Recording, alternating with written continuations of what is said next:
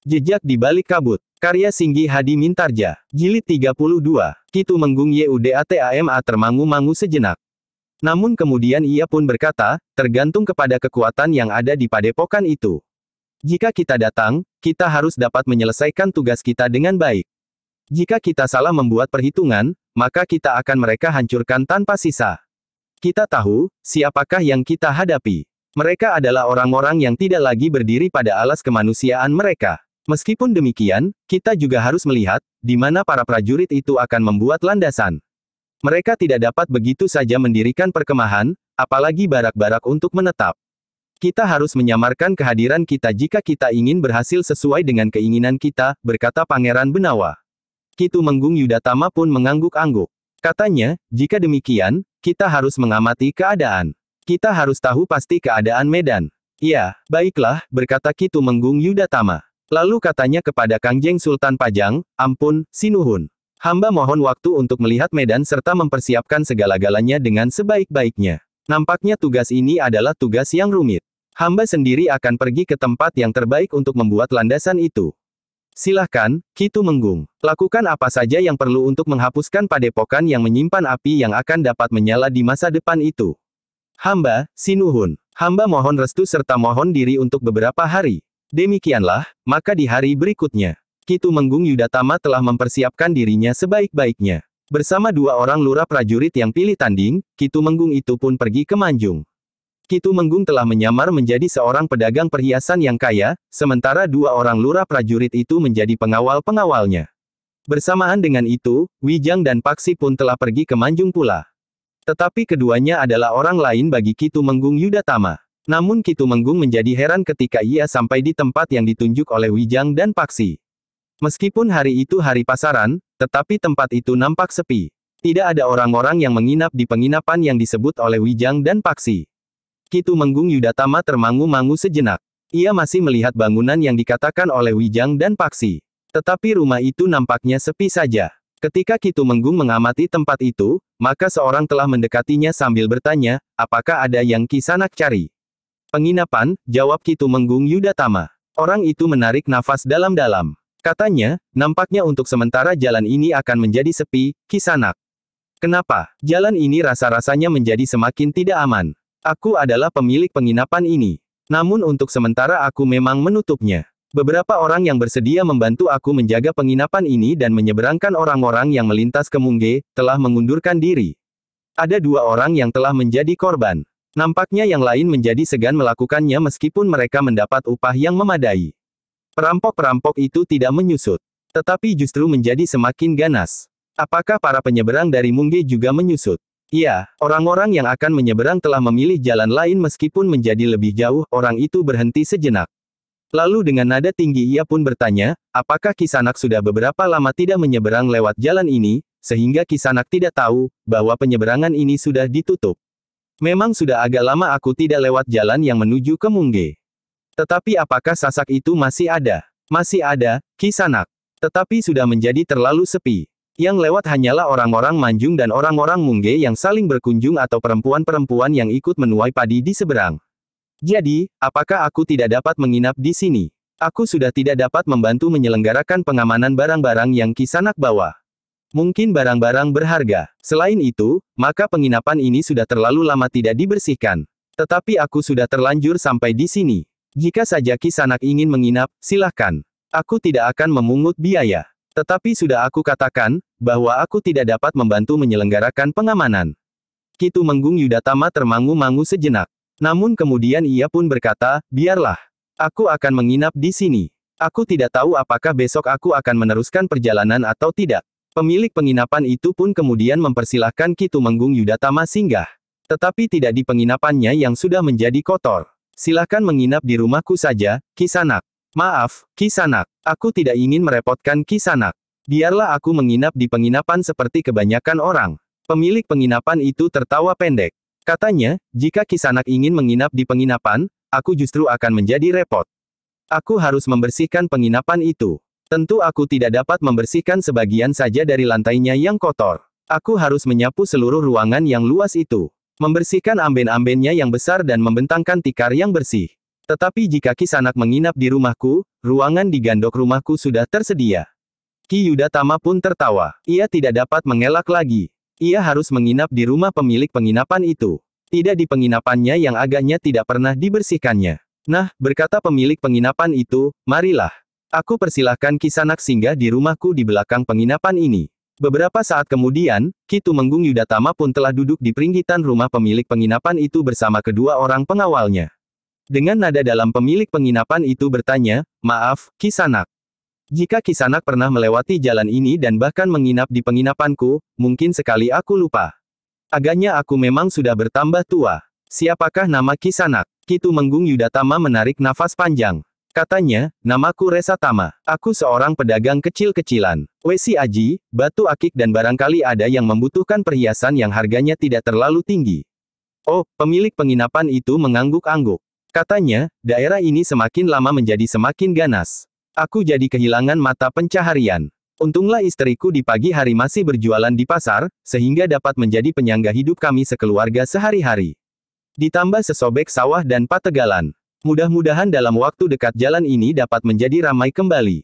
Aku tidak begitu mengharapkan. Seperti aku katakan, aku merasa kesulitan mendapatkan orang yang bersedia membantuku, membantu keamanan mereka yang bermalam serta yang akan menyeberangi sungai lewat Sasak itu.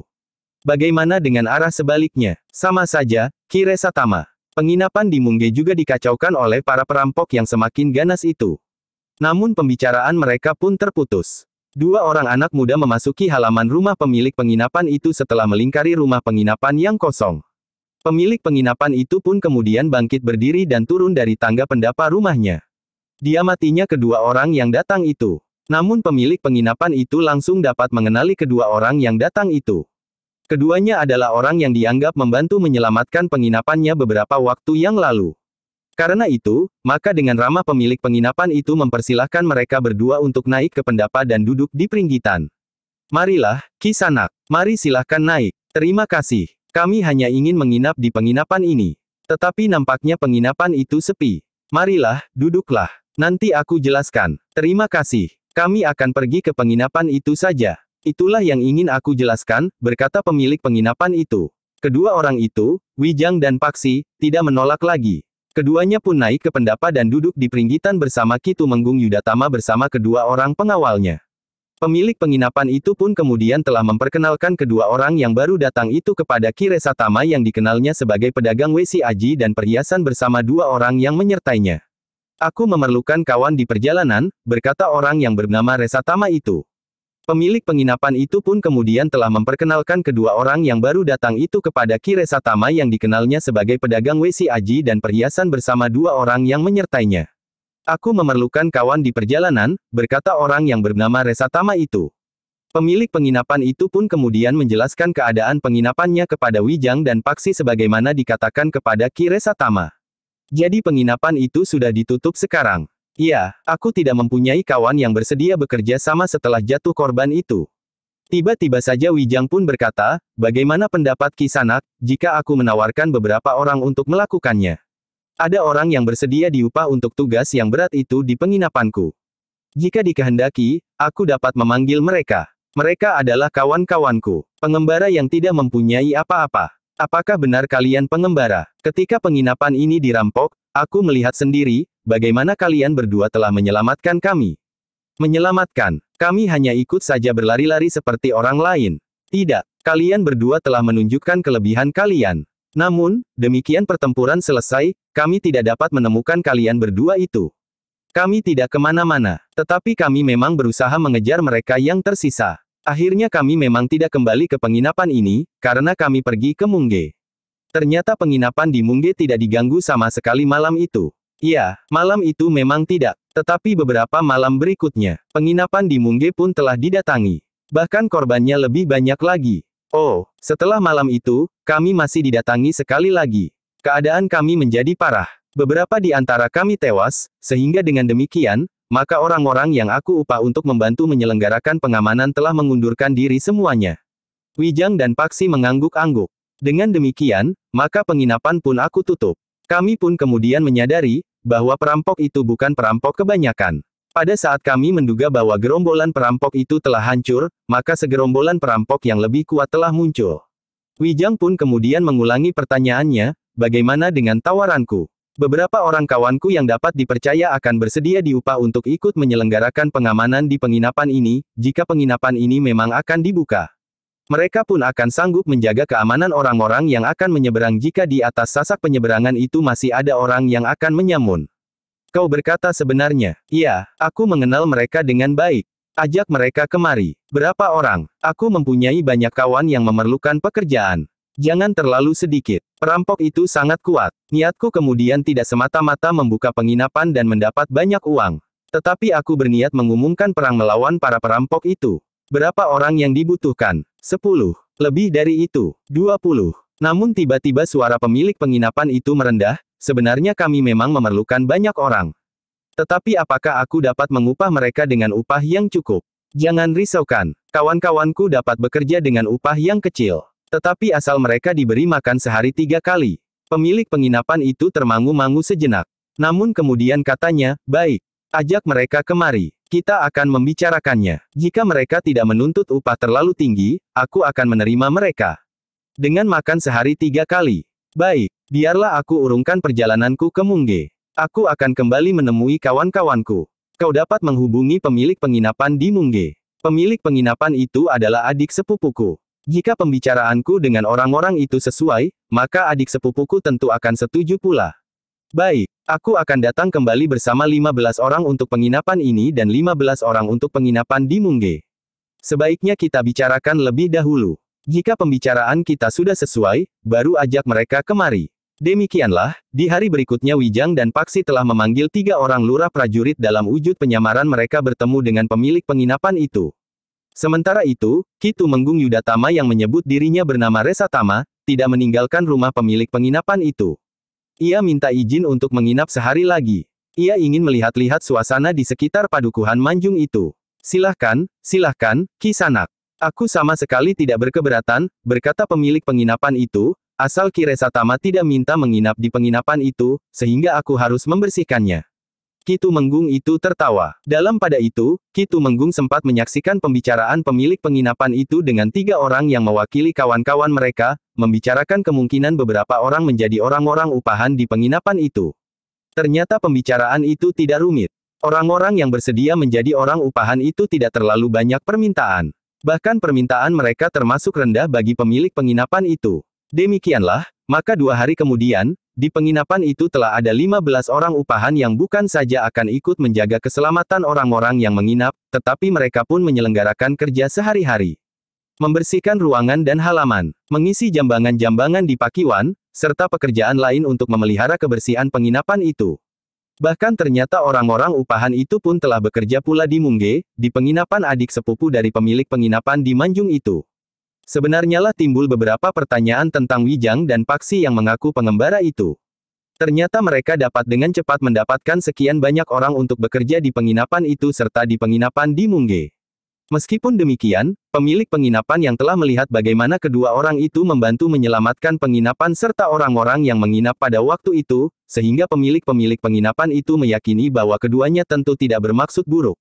Apalagi setelah pemilik penginapan itu menyaksikan kemauan kerja yang tinggi dari orang-orang yang diserahkan kepadanya oleh kedua orang yang mengaku pengembara itu.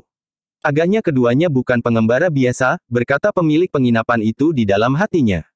Kadang-kadang memang timbul dugaan, bahkan kedua orang itu sengaja diselundupkan oleh para perampok agar mendapat kepercayaan dari pemilik rumah penginapan itu. Namun dari hari ke hari orang itu justru menjadi semakin yakin, bahwa orang-orang yang dipekerjakan kepada mereka adalah orang yang baik. Sementara itu Wijang dan Paksi sendiri telah tidak berada di Manjung dan tidak pula di Mungge.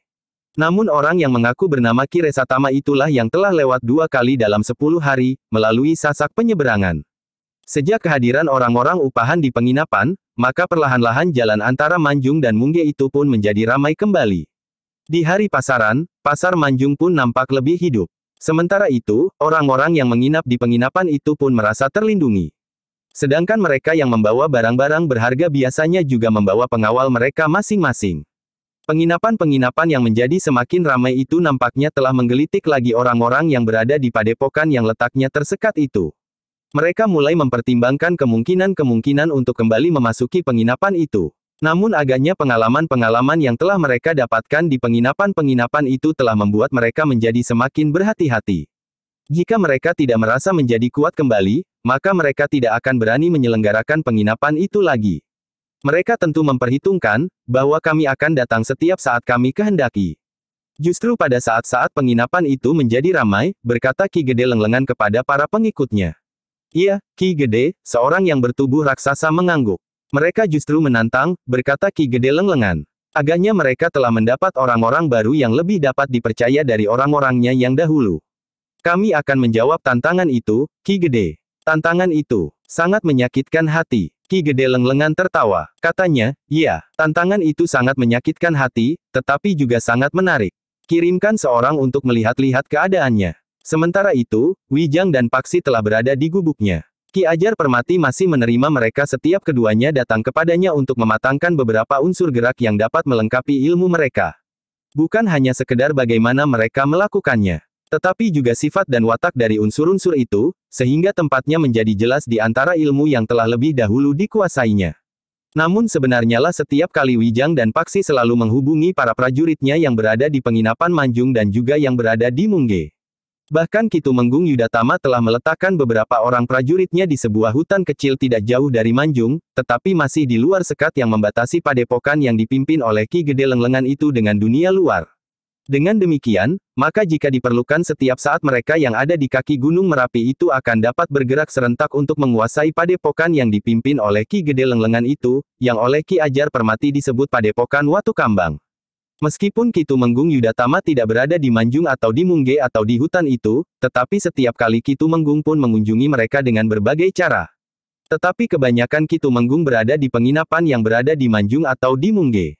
Namun dalam pada itu, Paksi masih belum mendapat petunjuk, di manakah adiknya disembunyikan bersama beberapa orang anak muda yang disebut angkatan mendatang. Bahkan Paksi pun cenderung menduga, bahwa adiknya tidak berada di padepokan itu.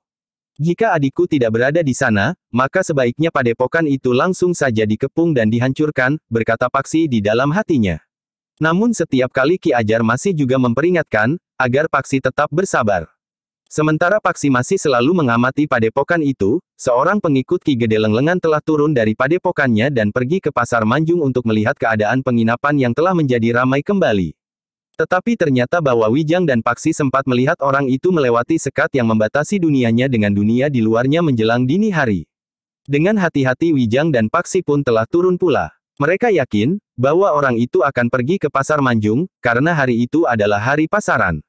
Mungkin orang itu turun untuk membeli kebutuhan sehari-hari di pasar, berkata Paksi. Mungkin. Tetapi mungkin pula orang itu ingin melihat penginapan yang sudah menjadi ramai kembali.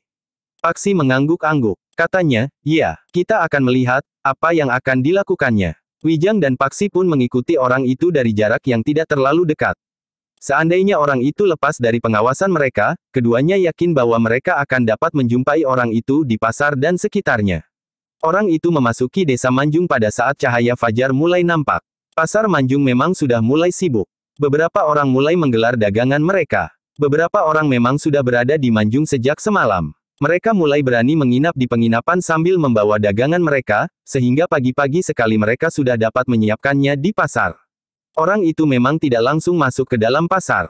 Tetapi orang itu telah duduk di depan seorang penjual nasi megana.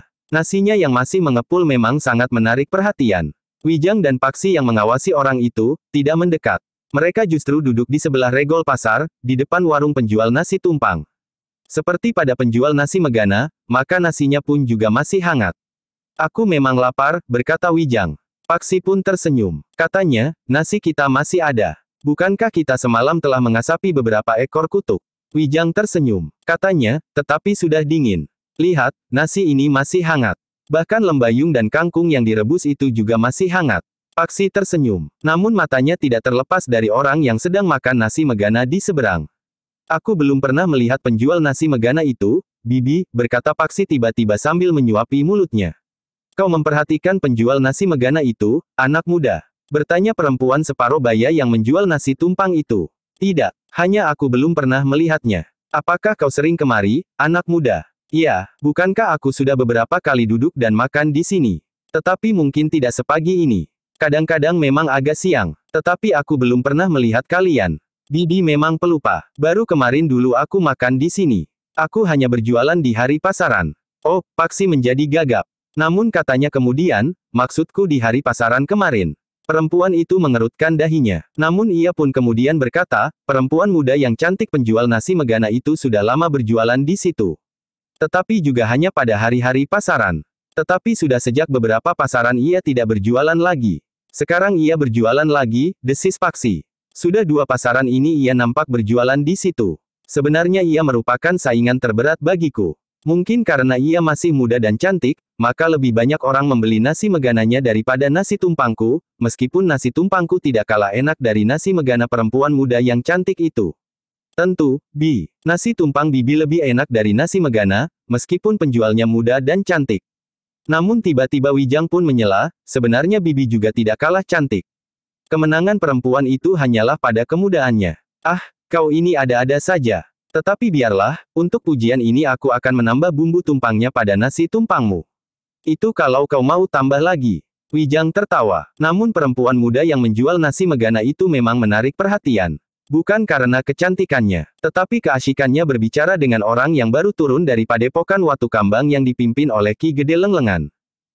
Desis perempuan penjual nasi tumpang itu, nasimu nanti tumpah.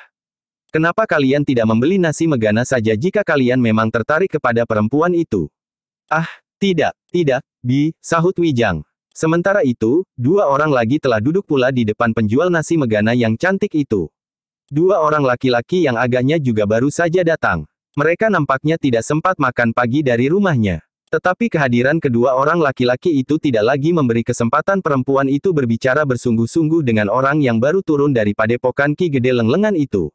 Beberapa saat kemudian, maka laki-laki yang baru turun dari padepokan itu pun telah bangkit berdiri. Wijang dan Paksi melihat bahwa orang itu tidak membayar nasi yang dimakannya. Dalam pada itu, maka Wijang dan Paksi pun telah selesai makan. Setelah membayar harga nasi tumpang yang mereka makan, maka mereka pun segera meninggalkan tempat itu. Ada beberapa kemungkinan, desis Wijang, laki-laki itu adalah saudaranya. Mungkin suaminya atau bakal suaminya. Mungkin pula mereka mempunyai hubungan gelap. Tetapi menarik untuk mengetahui di mana perempuan itu tinggal. Ternyata kita salah mengambil langkah. Kita tidak makan nasi Megana saja, sehingga kita sempat berbincang-bincang dengan perempuan cantik itu.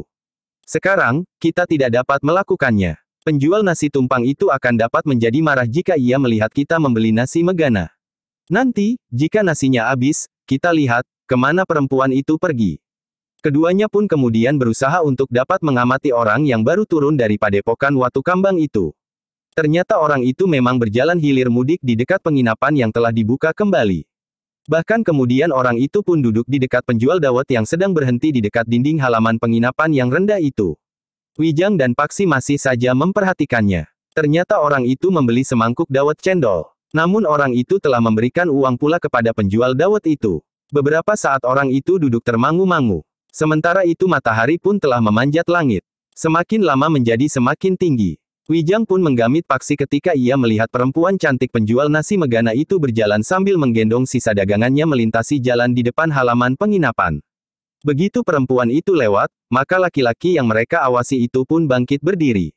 Perempuan itu berhenti sejenak. Mereka berbicara beberapa patah kata. Baru kemudian perempuan itu pergi. Nah, berkata Wijang, siapakah yang akan kita awasi sekarang? Perempuan itu atau laki-laki yang masih berdiri di depan penginapan itu? Biarlah perempuan itu berlalu. Kita tetap di sini. Wijang pun mengangguk-angguk. Sebenarnya lah Wijang dan Paksi pun duduk agak jauh dari laki-laki itu. Mereka berdua duduk di antara beberapa orang yang sedang duduk beristirahat pula di pinggir jalan. Ternyata laki-laki itu memang sedang mengawasi penginapan itu. Agaknya ia ingin tahu kekuatan yang melindungi orang-orang yang sedang menginap. Sementara itu, di serambi penginapan itu, 3 orang upahan duduk berjaga-jaga di amben panjang. Sedangkan 2 orang yang lain sedang sibuk membersihkan halaman. Ketika matahari menjadi semakin tinggi, maka orang itu pun telah bangkit berdiri dan melangkah pergi. Wijang dan Paksi pun telah bersiap-siap untuk mengikutinya. Namun ternyata orang itu pergi ke pintu gerbang pasar dan masuk ke dalamnya. Apakah kita akan masuk ke pasar pula? Bertanya Paksi. Apa salahnya? Sahut Wijang. Paksi pun mengangguk-angguk. Tetapi sebelum mereka pergi ke pintu gerbang, orang itu sudah keluar dari gerbang pasar. Justru tidak sendiri. Orang itu berdua sekarang, desis Paksi. Wijang termangu-mangu sejenak. Dengan dahi yang berkerut diamatinya kedua orang itu yang justru telah pergi ke penginapan itu. Apa yang akan mereka lakukan? Desis Paksi. Mereka tentu akan menginap di penginapan itu pula. Tetapi kita dapat memperhitungkan apa yang akan mereka lakukan. Paksi mengangguk-angguk. Beberapa saat lamanya keduanya menunggu. Mereka melihat kedua orang itu berbicara dengan orang yang berjaga-jaga di penginapan itu. Mereka agaknya memang akan menginap, berkata Wijang. Ketika kedua orang itu masuk ke dalam penginapan untuk menemui pemiliknya, maka Wijang telah mendekati dinding dan memberi isyarat kepada para penjaga di serambi penginapan itu. Seorang di antara para penjaga itu telah memberitahu kepada kedua orang yang sedang membersihkan halaman, agar seorang di antara mereka pergi menemui Wijang. Dengan cepat Wijang pun memberikan pesan-pesannya tentang kedua orang itu. Kembalilah ke kerjamu. Kau tahu apa yang harus kau lakukan. Malam nanti kalian harus bersiaga sepenuhnya. Aku akan berada di sekitar tempat ini. Tetapi aku tidak akan menginap di penginapan itu. Orang itu mengangguk. Ia pun segera kembali masuk ke halaman penginapan untuk meneruskan kerjanya. Sebenarnya lah kedua orang itu memang menyatakan untuk menginap di penginapan itu. Untunglah bagi mereka, bahwa mereka masih mendapatkan tempat, meskipun di sebuah amben yang nampaknya susulan yang dapat mereka pergunakan untuk berdua. Barang-barangku masih ada di pasar, berkata orang yang nampaknya telah dihubungi oleh laki-laki yang turun dari padepokannya itu. Nanti setelah pasar menjadi sepi akan aku bawa kemari. Namun nampaknya sebagian besar daganganku telah laku. Apa yang Kisanak bawa ke pasar? Kain lurik, setagen dan selendang. Pemilik penginapan itu mengangguk-angguk. Sementara laki-laki yang akan menginap itu berkata selanjutnya, orang-orang di seberang sungai banyak yang mengambil bahan-bahanku. Mereka tentu akan dijual lagi. Harga yang aku pasang juga terhitung murah. Syukurlah jika dagangan yang Kisanak bawa dapat habis semuanya. Kedua orang itu pun kemudian telah minta diri untuk pergi ke pasar. Mereka masih akan menunggui barang-barang mereka yang tersisa sampai saatnya pasar menjadi sepi. Wijang dan Paksi pun tidak mengikutinya lebih lama lagi. Mereka sudah mendapat kesimpulan, apa yang kira-kira akan mereka lakukan. Cara ini lebih baik daripada kita mengepung dan menghancurkan padepokan Watu Kambang itu, Paksi, berkata Wijang kemudian. Maksudmu, dengan cara ini, kita dapat menghancurkan mereka sedikit demi sedikit di luar padepokan, sehingga tidak akan terjadi salah langkah atas anak-anak muda yang disebut angkatan mendatang. Yang akan datang kemari tentu orang-orang yang sudah ditentukan. Mereka tentu sudah memiliki pengalaman yang cukup untuk melakukan perampokan pada sasaran-sasaran yang terhitung berat. Paksi mengangguk-angguk. Jika hari ini para prajurit dapat membunuh dan menangkap sebagian dari para perampok itu, maka jumlah mereka sudah dikurangi. Dendam mereka akan membawa sebagian dari mereka datang lagi. Semakin lama penghuni padepokan itu akan menjadi semakin sedikit. Paksi mengangguk-angguk. Namun ia pun kemudian bertanya, lalu, apa yang akan kita lakukan sekarang? Kita akan menunggu malam. Di sini, kita dapat melihat-lihat lingkungan ini. Tetapi jangan ke arah sekat dari padepokan itu, karena hal itu akan dapat menimbulkan kecurigaan jika terlihat oleh orang-orang mereka yang ternyata banyak berkeliaran di sini. Kita pergi ke sungai. Ke sungai. Ya, kau akan berendam. Antara lain. Kenapa antara lain? Paksi tersenyum. Katanya, selain berendam, aku mempunyai keperluan lain. Wijang tidak bertanya lagi. Ia justru berpaling, memandang ke kejauhan sambil berdesis, ada-ada saja kau, Paksi. Paksi tersenyum. Tetapi ia pun terdiam. Keduanya pun kemudian telah turun ke sungai. Mereka berdua memang mandi sambil mencuci pakaian mereka, kemudian dijemurnya di atas batu yang besar agar cepat menjadi kering. Mereka sengaja melakukan apa saja untuk melupakan waktu yang terasa berjalan sangat lamban. Sementara itu, para prajurit yang berada di penginapan telah mempersiapkan diri sebaik-baiknya. Seorang di antara mereka mencoba untuk meyakinkan, apakah kedua orang yang menginap di penginapan itu, sebagaimana dipesankan oleh Wijang dan Paksi, termasuk orang-orang yang berbahaya. Ketika pasar menjadi sepi, maka kedua orang itu telah kembali ke penginapan. Seorang di antara mereka hanya membawa beberapa lembar kain yang dibungkus dengan kain pula. Kepada orang-orang yang sudah berada di penginapan, orang itu selalu berkata, daganganku laris hari ini. Semuanya habis terjual. Tinggal beberapa lembar ini. Syukurlah, jawab seorang pedagang yang lain. Katanya pula, aku juga berdagang kain. Kainku termasuk laku di pasar ini. Tetapi aku masih harus membawa pulang 2 bungkus kain dan selendang. Kisanak memberikan harga terlalu mahal, barangkali, jawab orang yang ditemui oleh pengikut Ki Gede Lenglengan itu. Tidak, harga kainku wajar. Mungkin harga kain yang Kisanak pasang terlalu murah. Mungkin, Kisanak, asal tidak rugi saja. Pedagang itu mengangguk-angguk. Di sore hari, penginapan itu menjadi semakin ramai. Di antara mereka yang menginap adalah Kiresatama. Meskipun Kiresatama itu tidak bertugas di Manjung atau di Mungge, tetapi ia selalu mengamati tugas prajurit-prajuritnya. Hari itu, di hari pasaran, Kiresatama memerlukan datang untuk menginap di penginapan itu. Dari seorang prajurit, Kiresatama segera mendapat laporan, bahwa ada 2 orang yang mencurigakan menginap di penginapan itu. Menurut Pangeran Benawa, keduanya harus diawasi. Bahkan mungkin malam nanti, kawan-kawan mereka akan datang. Untunglah, bahwa hari ini aku datang kemari. Kiresatama pun segera memerintahkan seorang pengawalnya untuk menghubungi para prajurit yang berada di hutan tidak terlalu jauh dari Manjung. Mereka harus bersiaga dan bahkan mendekati penginapan ini. Jika mereka diperlukan, mereka sudah siap untuk melibatkan diri. Tetapi harus tetap dalam penyamaran. Jangan ada tanda-tanda keprajuritan. Bagaimana dengan kawan-kawan kita di Mungge? Kita tidak usah menghubungi. Biarlah mereka menjaga penginapan di Mungge. Mungkin saja para perampok justru datang ke sana, bukan ke Manjung. Pengawal itu mengangguk-angguk. Dengan hati-hati pengawal itu pergi menemui beberapa orang prajurit yang berkemah di pinggir hutan yang terlindung. Pengawal itu telah menyampaikan perintah Ki Tumenggung Yudatama, yang dikenal di penginapan bernama Kiresatama. Baiklah, jawab seorang lurah prajurit yang bertugas memimpin kawan-kawan. Jangan mengenakan ciri-ciri keprajuritan. Lurah prajurit itu mengangguk. Di sore hari, Wijang dan Paksi masih berkeliaran agak jauh di sekitar penginapan. Tiba-tiba saja mereka melihat perempuan cantik yang berjualan nasi megana itu telah menggelar dagangannya tidak jauh dari penginapan. 3 orang telah duduk di atas tikar yang dibentangkan di dekat regol halaman yang pagarnya agak lebih rendah dari dinding halaman kebanyakan. Kita juga membeli nasi megana. Keduanya pun kemudian telah duduk di tikar yang telah dibentangkan itu pula.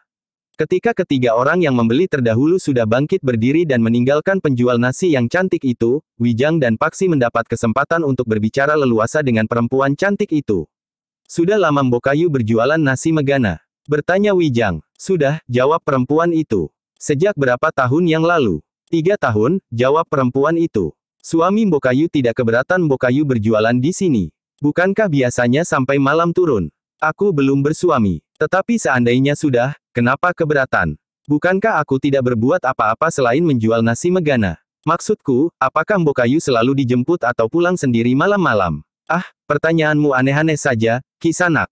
Begini, Mbokayu, Wijang tersenyum-senyum, jika tidak ada yang mengantarkan Mbokayu pulang, biarlah aku saja yang mengantarkannya.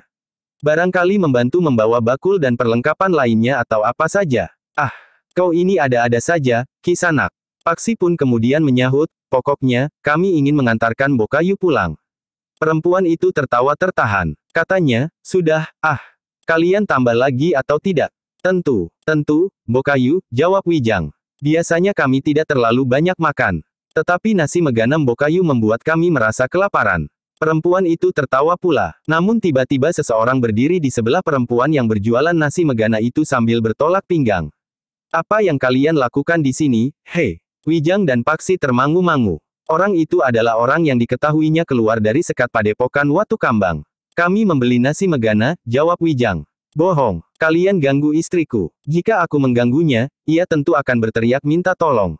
Bukankah tempat ini bukan tempat yang sepi? Orang-orang yang berada di penginapan itu akan berlari-lari keluar. Kau ganggu istriku dengan cara yang lain. Tertawa-tawa dan kalian bahkan telah merayunya. Bertanyalah kepada istrimu. Apakah benar ia istrimu? Kau tidak percaya, bahwa perempuan itu adalah istriku? Percaya, tentu percaya. Tetapi kami tidak mengganggunya. Keduanya tidak mengganggu aku, Kakang, berkata perempuan itu. Mereka hanya membeli nasi seperti yang lain. Tetapi anak muda ini tertawa-tawa dengan gayanya yang mencurigakan. Nampaknya sudah menjadi kebiasaan mereka, Kakang. Tetapi yang mereka tanyakan adalah reramuan nasi megana ini. Itu cara mereka untuk dapat berbincang-bincang panjang dengan kau. Sudahlah, Kakang. Jangan marah-marah saja. Duduklah. Laki-laki itu pun kemudian duduk di sebelah perempuan penjual nasi megana itu. Namun orang itu masih menggeram, jika kalian ganggu calon istriku, maka aku bunuh kalian berdua. Jangan terlalu garang. Aku tidak akan mengganggu siapa-siapa di sini. Pergilah, geram orang itu. Kau aneh, Kisanak. Kenapa kau tidak marah kepada orang-orang lain yang membeli nasi di sini? Sikap orang lain tidak seperti sikapmu berdua. Cepat, selesaikan dan pergilah. Namun tiba-tiba saja Paksi bertanya, jadi perempuan ini calon istrimu, belum istrimu? Apa bedanya? Hei, aku tampar mulutmu. Paksi menarik nafas panjang. Ia sadar, bahwa untuk kepentingan yang lebih besar, ia harus menahan diri. Sementara itu, langit pun menjadi gelap. Di regol halaman penginapan telah dipasang oncor. Sedangkan dari pintu penginapannya yang terbuka, nampak sinar lampu minyak memancar keluar. Beberapa orang masih nampak hilir mudik di halaman. Yang lain duduk-duduk di lincak panjang, di serambi. Di bagian dalam regol halaman, 2 orang upahan berdiri mengawasi keadaan. Namun keduanya sudah melihat Paksi dan Wijang berkeliaran di luar regol halaman penginapan itu. Setelah membayar harga nasi megana yang mereka makan, maka Paksi dan Wijang pun bangkit berdiri dan meninggalkan perempuan cantik penjual nasi itu. Kita belum sempat bertanya, di mana perempuan itu tinggal, desis Wijang. Laki-laki itu tentu curiga bahwa pembicaraan kita akan mengarah ke sana. Ia bukan semata-mata cemburu. Perempuan itu mungkin bukan calon istrinya. Tetapi laki-laki itu tentu lebih condong untuk melindungi rahasia padepokannya. Ya, Wijang mengangguk-angguk, perempuan itu sebenarnya akan dapat menjadi rambatan untuk mendapat keterangan tentang padepokan itu. Keduanya pun terdiam. Namun keduanya bahkan menjauhi regol penginapan. Mereka tidak ingin pemilik penginapan itu melihat mereka berdua berkeliaran, namun tidak masuk ke dalam penginapan itu. Dalam pada itu, ketika malam menjadi semakin dalam, keadaan di sekitar penginapan itu menjadi sepi. Para penjual nasi dan makanan serta minuman sudah tidak ada lagi. Yang nampak hilir mudik di halaman adalah 2 orang upahan yang menjaga regol dan 2 orang lainnya menjaga pintu yang masih sedikit terbuka. Sementara itu, pemilik penginapan itu pun seperti biasanya melihat-lihat keadaan di sekitar penginapannya. Kepada 2 orang yang menyertainya, pemilik penginapan itu pun berkata, nampaknya tidak ada apa-apa. Agaknya memang tenang-tenang saja, tetapi seorang kawanku sedang mengamati 2 orang yang agaknya menarik perhatian. Keduanya menginap. Iya, nanti kawanku itu akan memberikan laporan, apabila ia sudah mendapat kesimpulan. Pemilik penginapan itu mengangguk-angguk. Bersama kedua orang yang menyertainya melihat-lihat keadaan penginapannya, pemilik penginapan itu memasuki ruang penginapan. Nampaknya memang tenang-tenang saja, apalagi ruang penginapan bagi perempuan dan kanak-kanak. Tidak ada tanda-tanda apa-apa yang dapat menimbulkan kecurigaan. Namun ketika pemilik penginapan itu keluar, maka salah seorang yang berjaga-jaga di pintu penginapan itu menemuinya dan berbisik, ada yang mencurigakan. Sebaiknya kita bersiap-siap. Kau yakin? Di mana kawan-kawan kalian? Selain yang bertugas, mereka sedang beristirahat. Beritahu mereka agar mereka bersiap-siap jika terjadi sesuatu malam nanti. Mudah-mudahan tidak terjadi apa-apa. Di dalam penginapan, Ki Resatama dan 2 orang pengawalnya sudah berbaring di amben yang besar bersama-sama dengan 3 orang lain. Namun agaknya ketiganya terlalu letih, sehingga ketiganya sudah tidur dengan nyenyak. Di sudut, seorang saudagar yang kaya masih duduk bersila sambil menyilangkan tangan di dadanya. Seorang pengawalnya duduk di sebelahnya, sedang seorang yang lain telah tidur mendengkur. Pemalas, desis pengawalnya yang masih belum tidur. Biarkan saja, berkata saudagar itu. Nanti bahkan dapat bergantian dengan kau setelah lewat tengah malam. Pengawalnya mengangguk-angguk. Tetapi ia tidak menjawab. Di sisi lain, 2 orang masih duduk bersandar dinding. Mereka bahkan masih berbincang-bincang dengan asyiknya. Agaknya keduanya masih belum mengantuk. Sedangkan di sudut, 2 orang yang selalu berada dalam pengawasan para petugas di penginapan itu, meskipun sudah berbaring, tetapi ternyata mereka masih belum tidur pula. Malam pun semakin lama menjadi semakin larut. Wijang dan Paksi ternyata berada di halaman samping rumah sebelah. Mereka berusaha melepaskan diri dari penglihatan siapapun juga. Di halaman yang gelap itu, mereka duduk terkantuk-kantuk. Nyamuk kebun yang besar-besar merubungi tubuh mereka. Gigitannya terasa sangat gatal di kulit mereka. Ketika di Banjar Padukuhan Manjung terdengar suara kentongan dalam irama Dara Muluk, maka orang yang sempat dilihat Wijang dan Paksi keluar dari sekat padepokan Watu Kambang itu pun keluar dari ruang penginapan. Seorang di antara kedua orang yang berjaga-jaga di luar pintu itu pun bertanya, "Kemana, Kisanak?" "Aku akan ke Pakiwan." Penjaga itu tidak bertanya lebih jauh. Namun penjaga yang seorang lagi telah pergi menemui para penjaga di pintu regol sambil berkata, "Berhati-hatilah." Selarak regol rapat-rapat. Nampaknya mereka memanfaatkan suara kentongan di Banjar. Bagaimana dengan kawan-kawan kita yang lain? Aku akan mempersiapkan mereka. Penjaga itu pun kemudian telah pergi ke belakang bangsal penginapan itu. Orang itu memasuki sebuah barak kecil yang mereka pergunakan sebagai tempat tinggal. Dengan isyarat, maka penjaga itu telah memberitahukan kepada kawan-kawan agar mereka bersiap-siap. Orang yang pergi ke Pakiwan itu ternyata tidak segera kembali. Setelah kawannya kembali dari barak kawan-kawan, maka penjaga yang lain telah menyusul orang yang pergi ke Pakiwan itu. Namun ternyata orang itu tidak berada di Pakiwan. Dengan cepat penjaga itu kembali untuk memberitahukan kepada kawannya, bahwa agaknya permainan sudah hampir dimulai. Demikianlah, maka para penjaga itu pun segera keluar dari barak kecil mereka. Tanpa mendapat perintah dari pemilik penginapan, mereka sudah menempatkan diri mereka masing-masing. Setelah beberapa hari mereka berada di penginapan itu, maka para prajurit itu pun benar-benar telah mengenal tempat itu dengan baik. Mereka sudah tahu pasti, di mana mereka harus berjaga-jaga untuk menghadapi segala kemungkinan. Selain mereka yang berada di dalam halaman penginapan, maka dua orang di antara mereka telah menyusup keluar untuk mengamati keadaan di luar penginapan. Sebenarnya lah, bahwa sekelompok orang sedang merayap mendekati penginapan.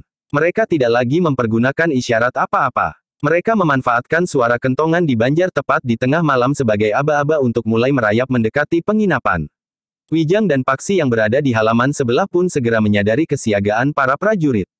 Seorang di antara para prajurit itu telah memberikan isyarat dengan melemparkan batu kerikil, karena Wijang telah memberikan pesan kepada mereka, bahwa ia dan Paksi akan berada di halaman sebelah. Halaman penginapan itu tampaknya sepi-sepi saja. Tetapi sebenarnya lah bahwa para prajurit yang telah menjadi orang-orang upahan di penginapan itu telah bersiaga sepenuhnya. Tiba-tiba saja sepi malam itu telah terkoyak ketika terdengar suara burung hantu. Suaranya terdengar jauh, ngelangut dihanyutkan oleh angin malam yang dingin. Suara burung hantu itu memang mengejutkan. Bahkan orang-orang yang sedang merayap mendekati dinding penginapan itu pun terkejut. Mereka telah sepakat, tidak akan terdengar isyarat apapun selain suara kentongan yang tentu akan berbunyi di banjar pada saat malam mencapai puncaknya. Siapakah yang membunyikan isyarat? Bertanya seorang yang bertubuh raksasa yang memimpin sekelompok orang dari padepokan. Entahlah, jawab seorang perempuan, tentu bukan orang-orang kita. Setan alas, geram orang bertubuh raksasa itu. Tentu orang-orang upahan yang bertugas mengawasi lingkungan ini. Apa peduli kita? Jumlah mereka hanya sedikit, jawab perempuan itu. Kau yakin? Aku yakin. Jika demikian, kita harus dengan cepat memasuki halaman penginapan itu. Kita bunuh setiap orang-orang upahan yang bersedia bekerja pada pemilik penginapan itu. Orang-orang yang menginap tentu akan ikut bertempur. Mereka tidak banyak berarti. Demikianlah, maka pemimpin dari para pengikut Ki Gede Lenglengan itu pun telah memberikan perintah dengan isyarat. Suitan yang nyaring terdengar menggetarkan udara di sekitar penginapan itu. Sambung menyambung. Dalam pada itu, pemilik penginapan itu pun telah keluar dari rumahnya pula. Seorang dari para prajurit yang menjadi orang upahan di rumah itu telah menghubunginya dan memperingatkannya, bahwa bahaya akan dapat mendatangi penginapan itu. Kita akan bersiap, berkata pemilik penginapan itu. Apakah kalian sudah bersiap? Kawan-kawan sudah berada di tempat mereka masing-masing. Di mana? Di halaman. Berapa orang? Bukankah jumlah kami ada 15? Semuanya sudah bersiap. Sudah. Pemilik penginapan itu sempat ragu-ragu sejenak. Orang-orang yang diupahnya untuk menjaga penginapan itu justru terlalu cepat bertindak sebelum ia memberikan perintah apapun. Apakah mereka justru bagian dari para perampok itu? Pertanyaan itu sempat muncul di dalam hatinya. Tetapi sudah tidak ada waktu untuk membuat pertimbangan-pertimbangan. Pemilik penginapan itu tinggal pasrah. Jika mereka bagian dari para perampok, maka hancurlah semuanya. Namun pemilik penginapan itu sempat berdoa di dalam hatinya. Dengan tergesa-gesa pemilik penginapan itu pun memasuki ruang penginapan untuk membangunkan mereka. Tetapi sebagian besar dari mereka sudah terbangun. Seorang saudagar tiba-tiba saja berteriak, "Kau bertanggung jawab atas keselamatan kami. Kami akan berusaha," jawab pemilik penginapan itu. Namun seorang yang lain berkata, "Kita tidak dapat tinggal diam. Kita pun wajib melindungi milik kita sendiri." Tetapi seorang yang lain lagi berkata, "Kita tidak perlu ikut campur. Itu adalah tugas pemilik penginapan ini serta orang-orang upahannya. Kita tinggal menunggu di sini. Jika pemilik penginapan itu gagal memberikan perlindungan, maka justru orang itulah yang harus kita bantai di sini." Sebelum pemilik penginapan itu menjawab, justru seorang upahan yang menyertainya lah yang menjawab, "Kisanak, kami telah mencurigai Kisanak sejak Kisanak memasuki penginapan ini. Kawan Kisanak sekarang pergi tanpa kami ketahui. Karena itu, biarlah Kisanak ikut kami. Kisanak harus kami tempatkan di tempat yang khusus." "Gila, kenapa kau mencurigai aku? Aku telah dihubungi oleh seorang kawanmu yang mencurigakan. Penjual nasi Megana dan tentu masih ada yang lain. Kami sudah mendapat keterangan yang jelas tentang Kisanak." Orang itu termangu-mangu sejenak. Namun kemudian ia pun berteriak, "Kau tidak berhak memperlakukan aku seperti itu. Kami hanya ingin memenuhi keinginan Kisanak. Marilah, Kisanak kami persilahkan tinggal di bilik khusus. Kisanak tinggal menunggu. Kamilah yang akan melindungi mereka yang sedang menginap." Orang itu berdiri tegak mematung. Namun tiba-tiba saja orang itu mencabut pedangnya dan langsung menyerang pemilik penginapan yang sedang termangu-mangu. Pemilik penginapan yang tidak menduga bahwa orang itu akan menyerangnya, tidak sempat berbuat apa-apa. Ujung pedang itu meluncur demikian cepatnya mengarah ke jantungnya. Namun ketika ujung pedang itu tinggal sejengkal menggapai dadanya, maka tiba-tiba saja orang itu berteriak. Kaki orang yang dianggapnya orang upahan itu tepat menghantam pergelangan tangannya, sehingga pedangnya bukan saja terangkat, tetapi terlepas dari tangannya. Orang itu meloncat selangkah surut. Tetapi ruangan terlalu sempit, sehingga orang itu tidak dapat bergerak lebih jauh. Pedangnya yang terlempar, hampir saja mengenai seorang yang baru saja bangkit dari pembaringannya. Untunglah bahwa pedang itu tidak menyentuhnya. Namun seorang yang berada di belakang orang yang berusaha menusuk pemilik penginapan itu, hampir di luar sadarnya telah memukul tengkuknya, sehingga orang itu pun terhuyung-huyung jatuh tertelungkup. Ketika ia berusaha untuk bangkit, maka orang upahan itulah yang memukulnya.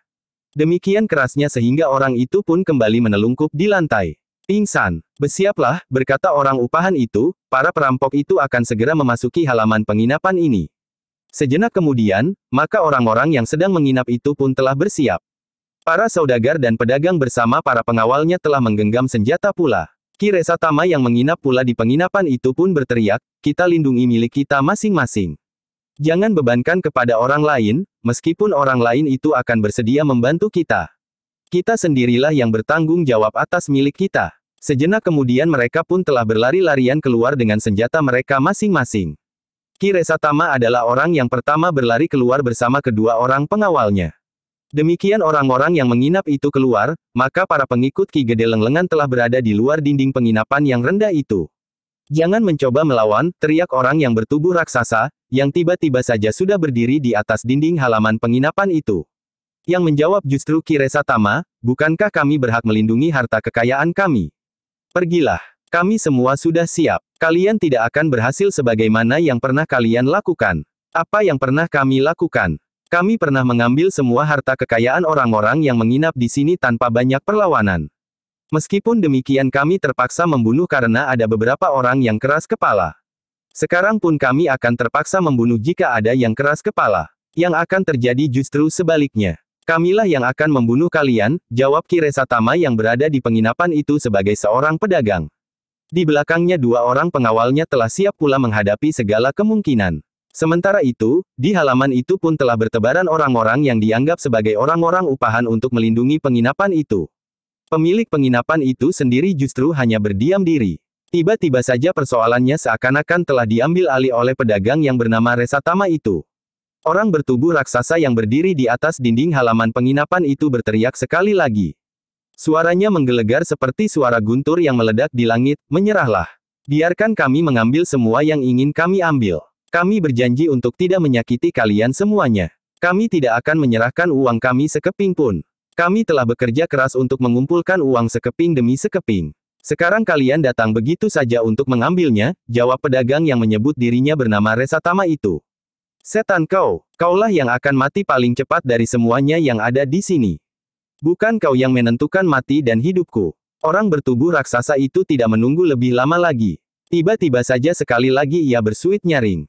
Suaranya itu pun disambut oleh suitan-suitan sambung bersambung. Orang bertubuh raksasa itu pula lah yang pertama-tama meloncat memasuki halaman penginapan itu, disusul oleh orang-orangnya yang lain. Nampaknya orang bertubuh raksasa itu benar-benar ingin membuktikan kata-katanya. Dengan serta-merta ia telah menyerang orang yang menyebut dirinya Ki Resatama. Tetapi Ki Resatama itu pun telah bersiap menghadapinya. Di tangannya telah tergenggam sebilah pedang. Pedang Ki Resatama bahkan terhitung pedang yang besar dan panjang.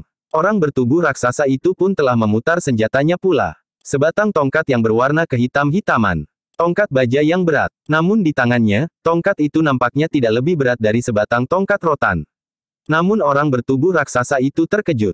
Ketika ia mengayunkan tongkat bajanya, Ki Resatama sengaja menangkisnya dengan pedangnya yang besar dan panjang itu. Ketika benturan itu terjadi, orang yang bertubuh raksasa itu merasakan getaran yang kuat bagaikan mengalir dan mengguncang lengannya. Telapak tangannya terasa panas sehingga orang itu harus meloncat surut untuk mengambil jarak. Iblis manakah yang hinggap di dalam tubuhmu? Geram orang bertubuh raksasa itu. Ki Resatama tersenyum. Katanya, kau terlalu yakin akan kemampuanmu, Kisanak. Sehingga kau sangat merendahkan orang lain. Persetan dengan tenaga iblismu, aku akan memecahkan kepalamu. Orang bertubuh raksasa itu pun segera menyerangnya dengan garang. Tetapi Kiresatama pun telah siap menghadapinya. Sementara itu kedua orang pengawal Kiresatama pun telah menghadapi lawan mereka masing-masing. Orang-orang yang berwajah garang yang bertempur dengan kasar. Dalam pada itu, maka para pengikut Ki Gede Lenglengan itu pun sudah berloncatan memasuki halaman. Mereka tidak perlu merusak pintu, karena dinding halaman penginapan itu termasuk dinding yang rendah. Namun orang-orang upahan yang bertebaran di halaman itu pun telah menyambut mereka pula. Bahkan orang-orang yang menginap yang tidak rela menyerahkan harta bendanya telah ikut bertempur pula. Sebagian dari mereka telah mendapat perlindungan langsung dari pengawal mereka masing-masing. Pemilik penginapan itu berdiri termangu-mangu. Ternyata orang-orang yang diupahnya untuk melindungi orang-orang yang menginap itu benar-benar melaksanakan tugas mereka dengan sungguh-sungguh, bahkan mempertaruhkan nyawa mereka. Menurut penilaian pemilik penginapan itu, mereka justru jauh lebih baik dari orang-orang upahannya yang lama, yang telah mengundurkan dirinya. Orang-orang upahannya yang baru itu bertempur dengan terampil dan berani. Mereka dengan tangkasnya memutar senjata mereka. Dalam pada itu, pemilik penginapan itu menjadi berdebar-debar ketika dilihatnya di antara mereka yang bertempur itu terdapat dua orang anak muda yang telah membawa orang-orang upahan itu kepadanya. Siapakah mereka sebenarnya? Apakah benar keduanya pengembara? Bertanya pemilik penginapan itu di dalam hatinya. Pemilik penginapan itu menyaksikan keduanya bertempur di antara orang-orang upahannya dengan jantung yang berdebaran.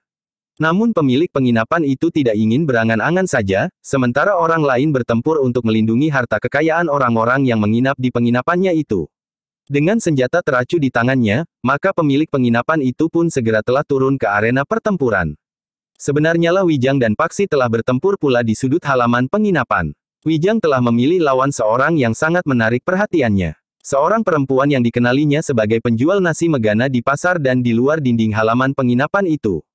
Selamat malam, Bokayu, sapa Wijang demikian ia berdiri di hadapan perempuan yang sedang bertempur dengan garangnya itu. Kau, anak muda, desis perempuan itu. Minggirlah, aku sama sekali tidak ingin membunuhmu. Wijang tertawa. Katanya, aku mencarimu dengan susah payah, sekarang begitu saja kau mengusirku. Untuk apa kau mencariku? Sore tadi kau belum memberitahukan kepadaku, di mana kau tinggal. Persetan dengan pertanyaanmu itu. Jangan lekas marah, Bokayu. Pembicaraan kita sore tadi terputus karena kehadiran seorang laki-laki yang mengaku bakal suamimu itu. Tetapi aku yakin, bahwa ia berbohong. Pergi, atau aku benar-benar membunuhmu. Kita mempunyai banyak kesempatan berbincang sekarang. Cukup, ternyata Bokayu memang tidak memerlukan dijemput oleh siapapun meskipun Bokayu pulang terlalu malam. Perempuan itu tidak menjawab, tetapi dengan garangnya ia menyerang Wijang dengan sebilah pedang. Tetapi dengan tangkasnya Wijang menghindar. Sambil tertawa ia pun berkata, kau memang garang, Bokayu. Tetapi sebaiknya kau ceritakan kepadaku, siapakah laki-laki yang mengaku bakal suamimu itu? Perempuan itu tidak menjawab, tetapi serangannya justru datang membadai. Tetapi Wijang mampu berloncatan dengan cepat, sehingga serangan-serangan itu tidak menyentuhnya. Namun tiba-tiba saja laki-laki yang mengaku bakal suaminya itu pun meloncat menyerangnya pula sambil berkata lantang, aku telah mencurigai kalian sejak kalian pura-pura membeli nasi megana itu. Wijang meloncat surut. Namun sebelum ia harus bertempur melawan kedua orang itu, Paksi telah meloncat menghampirinya. Dengan tongkatnya Paksi telah menyerang laki-laki yang mengaku bakal suami penjual nasi itu. Biarlah mereka berbincang berdua, berkata Paksi. Sebaiknya kau tidak mengganggunya. Persetan kau, anak muda. Perempuan itu adalah bakal istriku. Paksi tertawa. Katanya, jangan bohongi aku. Kau bukan bakal suaminya. Mungkin kau menyukai perempuan itu. Tetapi ia tidak menyukaimu. Omong kosong. Perempuan itu menyukai kawanku itu. Tetapi karena mereka berdiri di pihak yang berbeda, mereka pun telah berpura-pura bertempur. Omong kosong. Jika kau sempat, kau dapat memperhatikan mereka. Apakah mereka bertempur bersungguh-sungguh atau tidak? Licik. Kau akan menyerang saat aku lengah. Tidak, berkata Paksi. Aku akan mengambil jarak. Kau akan mendapat kesempatan itu. Tetapi jangan mencoba lari. Paksi pun kemudian telah meloncat surut beberapa langkah. Dibiarkannya lawannya itu memperhatikan lingkaran pertempuran antara Wijang dengan perempuan yang menyamar sebagai penjual nasi itu.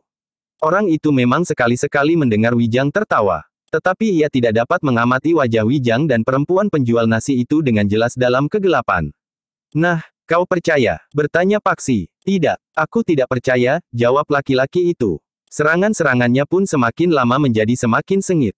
Namun serangan-serangan itu tidak mampu menguak pertahanan Paksi. Jika kau tidak percaya, tanyakan sendiri kepada perempuan itu. Aku akan memberimu kesempatan lagi. Tidak, aku yakin, bahwa perempuan itu tidak akan pernah menyukai orang lain. Paksi tertawa. Katanya, kau bertepuk sebelah tangan. Kawanku itu lebih muda darimu. Lebih tampan dan ilmunya pun lebih tinggi. Lalu apamu yang mempunyai kelebihan dari kawanku itu? Cukup. Suara tertawa Paksi masih terdengar. Katanya, sebenarnya sore tadi perempuan itu sudah minta kawanku mengantarnya pulang. Tetapi kau telah datang dan mengaku bakal suaminya. Tetapi ternyata kau berbohong. Diam, diam kau, teriak laki-laki itu semakin keras. Yang terdengar kemudian adalah suara tertawa Paksi yang berkepanjangan. Laki-laki itu menjadi semakin marah. Wajahnya bagaikan terbakar. Suara tertawa Paksi terasa menusuk-nusuk jantungnya. Tetapi orang itu tidak dapat berbuat banyak. Serangan-serangannya selalu membentur tongkat Paksi yang berputaran. Bahkan justru tongkat Paksi lah yang sekali-sekali telah menyentuh tubuhnya. Sementara itu, Wijang masih juga bertempur melawan perempuan penjual nasi Megana itu. Betapapun tangkasnya perempuan itu, tetapi berhadapan dengan Wijang, maka seakan-akan ia menjadi orang yang tidak berdaya sama sekali. Serangan-serangannya seakan-akan tidak berarti apa-apa bagi Wijang. Dengan gerak-gerak sederhana Wijang selalu dapat menghindarinya. Sekali-sekali menangkis dan menepis senjata perempuan itu. Anak iblis, geram perempuan itu. Ilmu apa yang kau pergunakan sehingga kau mampu menghindari serangan-seranganku? Kau pikir ilmu apa? Hei, apakah ilmuku bukan ilmu kanuragan seperti ilmumu? Persetan dengan ilmu iblismu. Wijang tertawa. Katanya, sebaiknya kau bawa saja bakul nasi meganamu. Sebenarnya lah sulit untuk menemukan nasi megana seperti nasi megana yang kau buat itu. Perempuan itu tidak menjawab. Serangan-serangannya menjadi semakin cepat. Namun serangan-serangan itu sama sekali tidak menggoyahkan pertahanan Wijang. Sepasang pisau belati Wijang berputaran di kedua tangannya. Sekali-sekali tajamnya nampak berkilat di gelapnya malam. Namun Wijang sama sekali tidak berniat melukai perempuan itu. Ia ingin menangkapnya dan menyadap keterangannya tentang padepokan di belakang sekat itu. Sementara itu, pertempuran di halaman itu pun berlangsung dengan sengitnya. Ki Tumenggung Yudatama sendirilah yang menghadapi kepercayaan Ki Gede Lenglengan yang bertubuh raksasa itu. Para perampok yang datang dari padepokan Watu Kambang itu memang merasa heran, bahwa orang-orang upahan yang melindungi orang-orang yang menginap itu ternyata memiliki kemampuan yang tinggi. Lebih tinggi dari orang-orang upahan yang telah mengundurkan diri itu. Sementara itu, orang yang bertubuh raksasa itu pun menjadi sangat marah. Seorang yang menginap di penginapan itu ternyata memiliki ilmu yang tinggi yang mampu mengimbangi ilmunya. Pemilik penginapan itu sendiri menjadi heran. Orang-orang upahan yang dibawa oleh kedua orang anak muda itu telah berbuat jauh lebih banyak dari yang diharapkannya. Di hari-hari yang lain, mereka dengan rajin bekerja memelihara penginapan itu. Sedangkan pada saat bahaya yang menakutkan itu datang, mereka telah menunjukkan kemampuan mereka. Dalam pada itu, orang-orang yang menginap di penginapan itu pun benar-benar merasa dilindungi. Meskipun mereka juga harus bertempur melawan para perampok, tetapi mereka tidak bertempur seorang melawan seorang. Orang-orang yang menginap itu dapat saling membantu. Sementara orang-orang yang membawa pengawal, bertempur bersama-sama dengan pengawal-pengawal mereka. Sedangkan orang-orang upahan yang bekerja pada penginapan itu rasa-rasanya berloncatan di halaman dengan tangkasnya. Rasa-rasanya mereka berada di setiap jengkal tanah di halaman penginapan itu. Sementara itu, orang-orang dari padepokan Watu Kambang yang mendapat beban terberat telah terjerat pada lawan-lawan yang tangguh. Orang yang bertubuh raksasa itu ternyata tidak segera dapat mengalahkan lawannya yang mengaku bernama Resatama itu. Bahkan semakin lama menjadi semakin jelas, bahwa Ki Resatama itu mampu mendesak kepercayaan Ki Gede Lenglengan. Dalam keadaan yang gawat, maka orang bertubuh raksasa itu pun berteriak, "Nyi Rumi, cepat selesaikan lawanmu itu. Jangan merasa belas kasihan lagi. Kita harus segera menyelesaikan tugas kita. Aku akan membunuh tikus kecil ini," teriak perempuan yang disebut Nyi Rumi itu sambil menghentakkan kemampuannya menyerang Wijang. Tetapi Wijang pun tertawa. Dengan tangkasnya ia meloncat menghindar. Sementara itu Paksi pun berkata kepada lawannya, "Nah, kau lihat bahwa perempuan penjual nasi itu tidak bersungguh-sungguh. Jika pemimpinmu yang tubuhnya seperti buta ijo itu menyebut nama perempuan itu, tentu perempuan itu termasuk orang yang terpercaya di lingkungan kalian. Tetapi ia sengaja membiarkan kawanku itu memberikan perlawanan sekedarnya, karena ia memang menyukainya." "Tutup mulutmu," teriak laki-laki itu. Tetapi Paksi justru tertawa. Katanya, "Jangan merajuk. Nampaknya kau tidak akan sempat menyaksikan akhir dari permainan perempuan yang kau sebut bakal istrimu itu." Laki-laki yang marah itu telah menghentakkan ilmunya. Serangan-serangannya menjadi bertambah garang. Susul menyusul seperti banjir bandang. Tetapi justru orang itulah yang terlempar dari arena dan jatuh terlentang di halaman. Tongkat paksi telah mengenai dadanya, sehingga dadanya menjadi sangat nyeri dan nafasnya serasa terhenti. Namun paksi tidak memburunya. Dibiarkannya orang itu berusaha untuk bangkit dan memperbaiki keadaannya. Dengan mata menyala dipandanginya paksi yang berdiri sambil memegangi tongkatnya dengan tangan kanannya, sedangkan tangan kirinya bertolak pinggang. Bangkitlah, Kisanak. Menyerahlah. Barangkali itu akan lebih baik bagimu. Seandainya kau berhasil menyelamatkan diri dari arena pertempuran ini dan bahkan berhasil kembali ke sarangmu, apakah kau tidak akan dihukum oleh pemimpinmu? Seorang perampok harus berhasil membawa kembali harta benda yang berharga atau mati di arena. Mereka yang kembali tanpa membawa hasil rampokannya, justru akan mengalami kesulitan yang gawat. Persetan dengan igawanmu. Aku adalah salah seorang di antara mereka yang pernah menjadi perampok. Ayahku adalah seorang perampok. Kakakku, pamanku dan semua laki-laki dalam keluargaku. Tetapi aku lari ketika ayah dan kakakku dibunuh oleh pemimpin perampok itu karena gagal merampok rumah seorang saudagar kaya. Sejak itu aku mendendam kepada semua perampok. Termasuk kau. Telinga orang itu bagaikan disentuh api. Karena itu, maka ia pun segera meloncat menyerang paksi dengan garangnya. Senjatanya terayun menebas ke arah dada. Tetapi senjata itu sama sekali tidak menyentuh sasaran. Bahkan demikian senjata orang itu meluncur di depan dada, paksi telah memukul lambung orang itu. Orang itu terbungkuk kesakitan. Dengan tangan kirinya orang itu menekan lambungnya yang bagaikan terbakar. Paksi melihat kesempatan untuk menyelesaikan pertempuran itu. Ia dapat memukul tengkuk orang itu, sehingga orang itu akan terkapar mati di halaman penginapan itu. Namun ketika Paksi mengangkat tongkatnya, terasa ada sesuatu yang menahannya. Orang itu sudah tidak berdaya sama sekali. Ia sudah tidak mampu melawan, menangkis atau menghindar. Lebih dari itu, maka mungkin sekali orang itu akan dapat memberikan keterangan-keterangan penting tentang padepokan Watu Kambang. Karena itu, Paksi mengurungkan niatnya. Dengan ujung tongkatnya Paksi pun telah menekan punggung orang itu di bawah tengkuknya. Orang itu jatuh tertelungkup. Sentuhan ujung tongkat Paksi telah membuatnya seakan-akan kehilangan tenaganya dan bahkan kemudian kesadarannya. Sekejap kemudian, maka orang itu pun telah jatuh pingsan. Wijang pun melihat apa yang telah dilakukan oleh Paksi. Ternyata apa yang dilakukan oleh Paksi itu telah menimbulkan gagasan kepadanya untuk memperlakukan perempuan itu sebagaimana lawan Paksi. Karena itu, ketika perempuan itu menyerang dengan garangnya, Wijang telah melenting ke samping. Dengan cepat perempuan itu menggeliat, senjatanya terayun dengan derasnya, namun Wijang bagaikan telah hilang dari arena. Tetapi perempuan itu terkejut ketika ia merasa bahunya digamit dari belakang. Demikian ia berputar, maka dilihatnya Wijang berdiri di hadapannya. Namun perempuan itu tidak sempat berbuat apa-apa. Jari-jari Wijang telah menyentuh bahunya, di pangkal lehernya. Seperti lawan Paksi, perempuan itu pun kehilangan tenaganya. Perlahan-lahan ia jatuh di atas lututnya. Namun kemudian ia terguling terlentang di tanah. Perempuan penjual nasi megana itu telah pingsan. Dalam pada itu, Wijang dan Paksi yang telah kehilangan lawan-lawannya itu pun segera terjun ke medan pertempuran, sehingga para perampok itu pun semakin mengalami kesulitan. Orang yang bertubuh raksasa itu menjadi semakin marah. Ketika ia melihat perempuan yang dipanggilnya Nyi Rumi itu terkapar, kemarahannya telah membakar ubun-ubunnya. Namun orang itu juga menyesali keterangan yang telah diberikan oleh Nyi Rumi, bahwa penginapan itu hanya dilindungi oleh beberapa orang yang tidak berarti. Namun ternyata orang-orang upahan itu adalah orang-orang yang berpengalaman dan memiliki keterampilan jauh lebih baik dari orang-orang upahan yang terdahulu. Tetapi para perampok itu sudah terlanjur terjun di medan yang menjadi bagaikan neraka itu. Bahkan lebih buruk dari kedatangan mereka yang pertama kali. Tetapi orang bertumbuh raksasa itu tidak dapat meninggalkan arena. Jika ia kembali ke padepokan, maka nasibnya justru akan menjadi sangat buruk. Karena itu, maka dikerahkannya ilmunya. Dihentakannya kekuatannya untuk menyerang pedagang yang memiliki ilmu yang tinggi itu. Namun kepercayaan Ki Gede Lenglengan itu tidak mampu mengimbangi kemampuan Ki Tumenggung Yudatama. Meskipun kepercayaan Ki Gede Lenglengan itu mempunyai tenaga dan kekuatan yang sangat besar, serta memiliki ilmu yang tinggi dan pengalaman yang luas, namun ia telah membentur perlawanan seorang tumenggung prajurit pajang yang terlatih serta mempunyai pengalaman yang tidak kalah luasnya dengan orang bertubuh raksasa itu.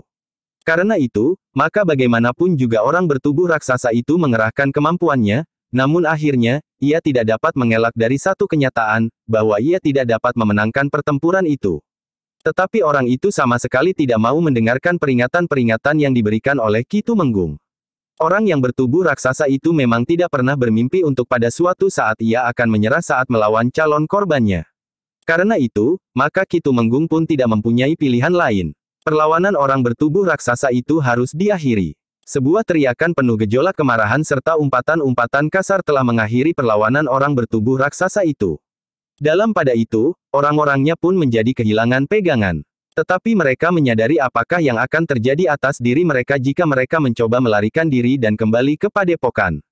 Ki Gede Lenglengan tidak pernah mau mengampuni. Orang itu tidak pernah mau mendengarkan penjelasan dari para pengikutnya jika mereka terpaksa melarikan diri dan kembali ke padepokan. Karena itu, sebagian dari para perampok itu memang memilih bertempur sampai mati. Namun sebagian yang lain memilih menyerah daripada harus kembali menghadap Ki Gede Lenglengan atau lari kemanapun. Menjelang dini pertempuran pun telah berakhir. Ada 6 orang perampok yang dapat ditawan. Yang lain telah terbunuh di pertempuran. Sedangkan yang melarikan diri, telah memilih lari menjauhi padepokan di kaki Gunung Merapi itu. Mereka akan menjadi pengembara yang tidak tahu kapan akan berakhir serta apa yang akan terjadi atas diri mereka. Sementara itu, ada 2 orang upahan yang terluka agak parah. 7 yang lain terluka ringan. Sedangkan 2 orang yang sedang menginap telah terluka agak parah pula, meskipun tidak membahayakan jiwa mereka. Beberapa orang tergores senjata sehingga terluka, meskipun hanya luka ringan. Pemilik penginapan itu menjadi sibuk. Bersama beberapa orang upahan, ia merawat orang-orang yang terluka. Dipanggilnya seorang tabib terbaik di padukuhan itu untuk segera mengobati orang-orang yang terluka, terutama yang terluka parah. Dalam pada itu, Wijang dan Paksi telah berbicara dengan Ki Tumenggung Yudatama. Bahkan di antara para tawanan itu terdapat seorang perempuan yang nampaknya mempunyai pengaruh yang besar bagi padepokan itu. Kita akan mengumpulkan mereka yang tertawan, berkata Ki Tumenggung. Ki Tumenggung pun telah menjelaskan pula alasannya, kenapa ia tidak memberikan isyarat untuk memanggil para prajurit yang berkemah di tepi hutan. Ada tugas khusus untuk mereka. Tugas apa, Ki Tumenggung? Bertanya Wijang. Aku akan memerintahkan lurah prajurit yang bertugas di antara mereka. Ia harus datang dengan prajurit-prajuritnya, dengan ciri-ciri keprajuritannya. Mereka akan dapat membawa para tawanan yang ada di penginapan ini ke Pajang. Namun mereka harus segera kembali ke perkemahan mereka. Wijang dan Paksi mengangguk-angguk. Mereka mengerti apa yang dimaksud oleh Ki Tumenggung Yudatama. Sebenarnya lah selagi terjadi kesibukan untuk merawat orang-orang yang terluka, seorang lurah prajurit dalam penyamaran telah menghadap Ki Tumenggung. Sementara Wijang dan Paksi justru telah menghilang dari penginapan itu. Ki Tumenggung pun telah memberikan perintah-perintah, apa yang harus dilakukannya. Dalam pada itu, pemilik penginapan itu memang agak menjadi bingung ketika seorang yang menginap di penginapan itu bertanya, apakah mereka yang ingin pergi ke Ngelungge dapat melanjutkan perjalanannya esok pagi sebagaimana direncanakan. Selagi pemilik penginapan itu masih menimbang-nimbang, Ki Tumenggung yang dikenal sebagai Ki Resatama itu pun berkata, kita akan meneruskan perjalanan esok. Jika aku tidak pergi esok pagi, aku akan dapat terlambat. Tetapi bagaimana dengan pengawalan yang seharusnya kami lakukan? Kenapa? Bukankah tidak ada seorang pengawal pun yang terbunuh? Mungkin ada 1-2 yang tergores senjata, tetapi bukankah mereka telah dapat melakukan tugas mereka? Jadi siapakah yang akan menjaga para tawanan? Para tawanan itu diikat saja di batang-batang pohon yang kuat, jawab Ki Resatama. Mungkin 2 atau 3 orang yang bekerja di penginapan ini dapat menungguinya, sementara yang lain mengantar kami sampai ke Sasak. Pemimpin penginapan itu termangu-mangu. Namun beberapa orang yang lain sependapat. Bahkan seorang yang terluka pundaknya berkata, sebaiknya besok kita meneruskan perjalanan seperti yang direncanakan. Aku mempunyai janji. Jika terlambat, mungkin sekali uang yang sudah di depan hidungku akan terlepas. Baiklah, berkata pemilik penginapan itu, aku nanti akan berbicara dengan orang-orang yang aku upah untuk mengawal penginapan ini serta perjalanan kalian sampai ke Sasak penyeberangan. Ternyata orang-orang upahan itu tidak berkeberatan untuk membagi tugas. Sebagian menjaga para tawanan, sedangkan yang lain akan mengantarkan orang-orang yang akan menempuh perjalanan ke Ngelungge lewat Sasak penyeberangan. Malam itu, hampir tidak seorang pun yang sempat tidur lagi. Apalagi mereka yang terluka. Sedangkan orang-orang yang akan melanjutkan perjalanan telah bersiap-siap mengemasi barang-barang mereka. Sedangkan orang yang besok akan pulang setelah menjual dagangannya di Pasar Manjung di hari pasaran, akan meninggalkan penginapan itu pula. Namun orang-orang yang menginap di penginapan itu merasa cukup terlindungi, meskipun ada di antara mereka yang terluka pagi-pagi menjelang fajar, orang-orang di penginapan itu telah dikejutkan oleh kehadiran sekelompok orang yang tiba-tiba saja sudah berada di luar dinding halaman penginapan yang rendah. Pemilik penginapan itu dengan 2 orang pegawainya telah turun ke halaman dengan tergesa-gesa. Mereka melihat orang yang bertugas di regol telah membuka pintu regol halaman. Siapakah mereka? Bertanya pemilik penginapan dengan cemas. Sekilas ia menduga, bahwa orang-orang yang diupahnya bekerja padanya itu telah diselundupkan oleh sekelompok perampok yang lain, yang ternyata datang kemudian. Namun salah seorang pengawal di pintu regol itu menjawab, sekelompok prajurit pajang. Prajurit pajang, pemilik penginapan itu terkejut. Sebenarnya lah yang memasuki halaman penginapan itu adalah sekelompok prajurit yang dipimpin oleh seorang lurah prajurit. Dengan tergesa-gesa pemilik penginapan itu pun telah menemuinya dan berkata, "Selamat datang di penginapanku, Kisanak. Aku, Ki Lurah Trunawara datang mengemban tugas." "Tugas apa, Kisanak?" "Kami mendapat perintah untuk membawa para perampok yang tertawan ke Pajang." "Para perampok." Demikian cepat Pajang mendengar peristiwa ini dan demikian cepat Ki Lurah sampai di sini. "Petugas sandi kami telah mencium rencana ini sejak kemarin sore. 2 orang di antara para perampok itu telah membicarakan rencana ini. Petugas sandi itu segera melaporkan kepadaku di perkemahan kami. Tetapi kami datang terlambat, meskipun kami bergerak cepat. Kami mendapat laporan dari petugas sandi kami yang lain, bahwa pertempuran sudah selesai. Para petugas di penginapan ini berhasil menghancurkan gerombolan perampok itu." Oh, pemilik penginapan itu menarik nafas panjang. Namun ia sempat juga bertanya, di mana perkemahan Ki Lurah, sehingga Ki Lurah datang terlambat. Lurah prajurit itu mengerutkan dahinya. Namun kemudian ia pun berkata, "Apakah Kisanak merasa perlu mengetahui di mana kami berkemah?" "Tidak, bukan maksudku. Aku hanya ingin mengatakan, bahwa Ki Lurah tentu berkemah di tempat yang jauh. Tidak terlalu jauh. Tetapi perjalanan petugas sandi kami dan perjalanan pasukan kami memerlukan waktu." Pemilik penginapan itu tidak bertanya lagi. Namun seorang pengawalnya berkata, "Untunglah kami dapat mengatasi sendiri keadaan ini. Jika tidak, maka yang Ki Lurah temukan di sini adalah mayat-mayat kami." Ki Lurah Trunawara mengerutkan dahinya. Namun sambil menarik nafas dalam-dalam ia pun berkata, "Kami memerlukan kerjasama yang baik dengan mereka yang memerlukan bantuan kami. Jika saja kami tahu sejak kemarin, maka kami tidak akan terlambat. Tetapi petugas sandi kami baru dapat mencapai perkemahan semalam. Kami berharap pada kesempatan lain, setiap bentuk kecurigaan terhadap kemungkinan buruk, kami dapat diberitahu secepatnya agar kami tidak terlambat. Tetapi kami tidak tahu, di mana Ki Lurah berkemah. Kalian tidak perlu mencari aku. Yang aku maksudkan dengan kami adalah prajurit pajang dimanapun para prajurit itu berada." "Terima kasih, Ki Lurah," berkata salah seorang upahan yang mengawalnya.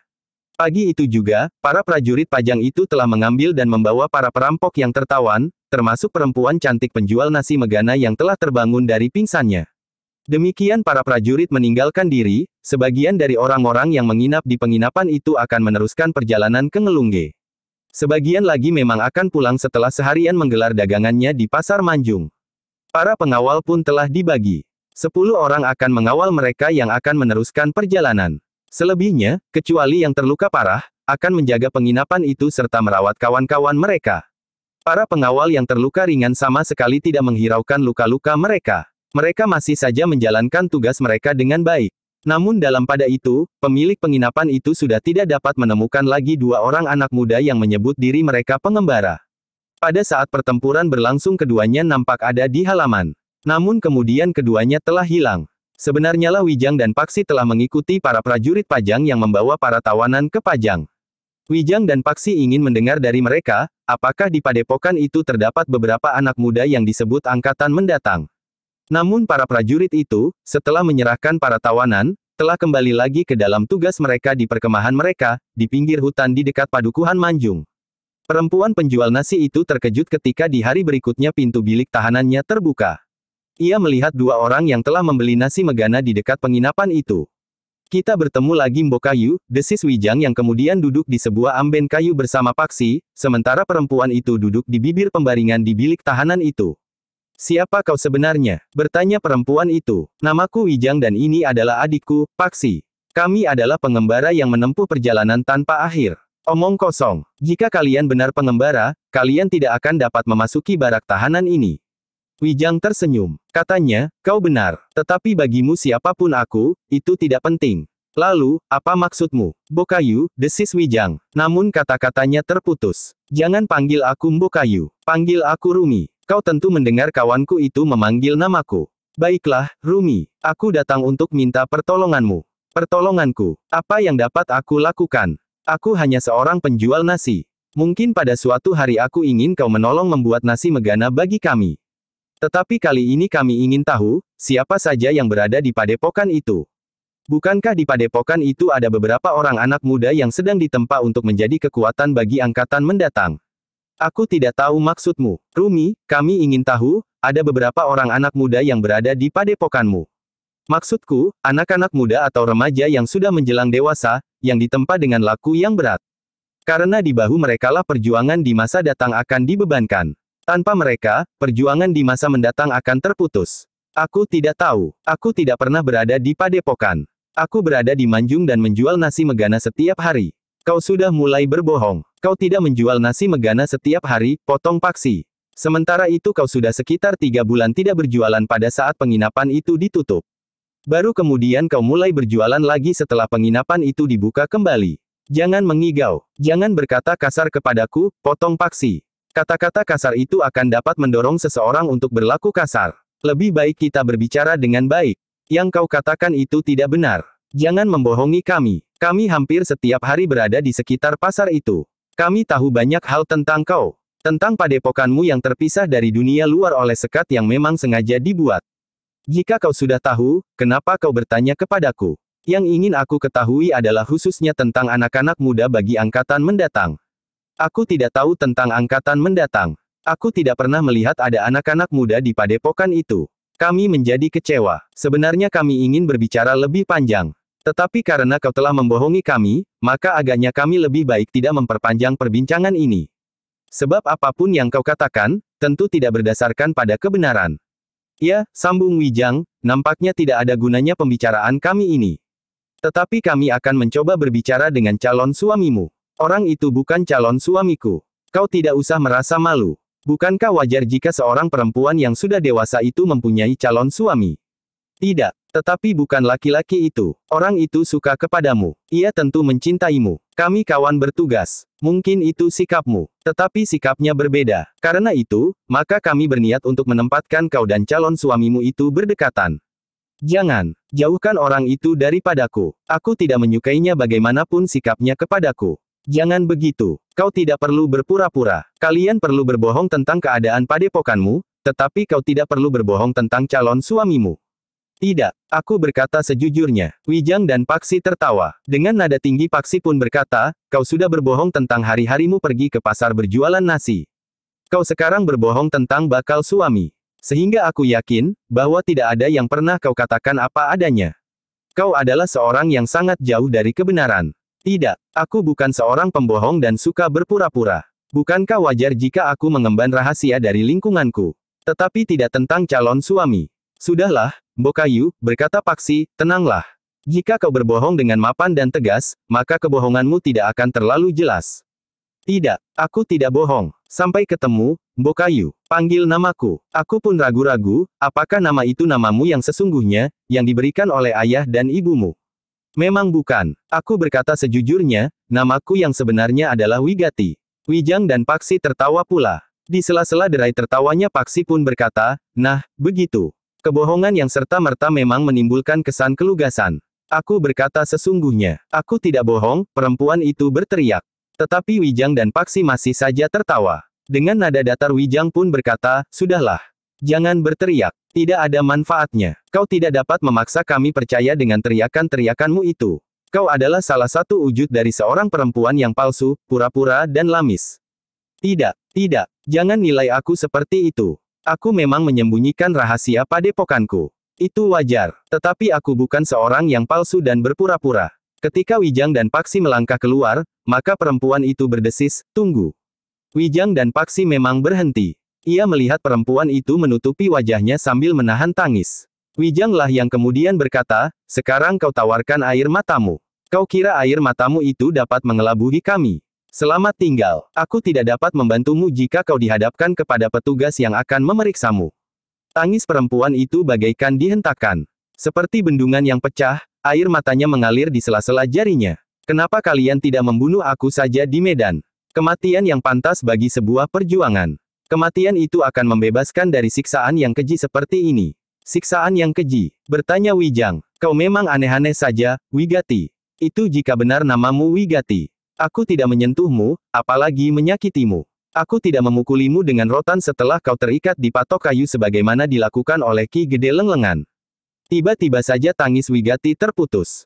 Dipandanginya Wijang dan Paksi berganti-ganti. Dengan suara bergetar perempuan itu pun bertanya, dari mana kalian mengetahuinya? Kau merasa aneh, bahwa aku mengetahui rahasia padepokanmu yang tersekat itu. Bokayu, kau tertawan sekarang. Mungkin kau tidak akan lepas dalam waktu singkat. Karena itu, kau boleh mengetahui, bahwa aku sudah sering berada di dalam padepokanmu. Kita memang belum pernah bertemu di padepokan itu.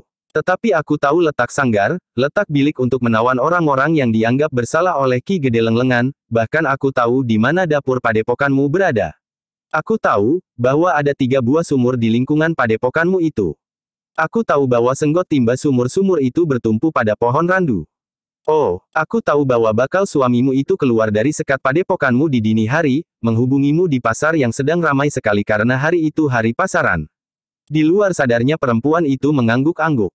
Katanya, banyak yang telah kau ketahui. Banyak, tetapi belum semuanya. Kami mengharap bahwa kau bersikap jujur. Justru karena kau seorang perempuan. Tetapi ternyata harapanku itu sia-sia. Aku justru berbicara dengan seorang yang dalam segala hal tidak pernah berkata sebenarnya. Jangan menilai aku seperti itu. Sudah aku katakan, bukankah wajar jika aku menyembunyikan rahasia padepokanku?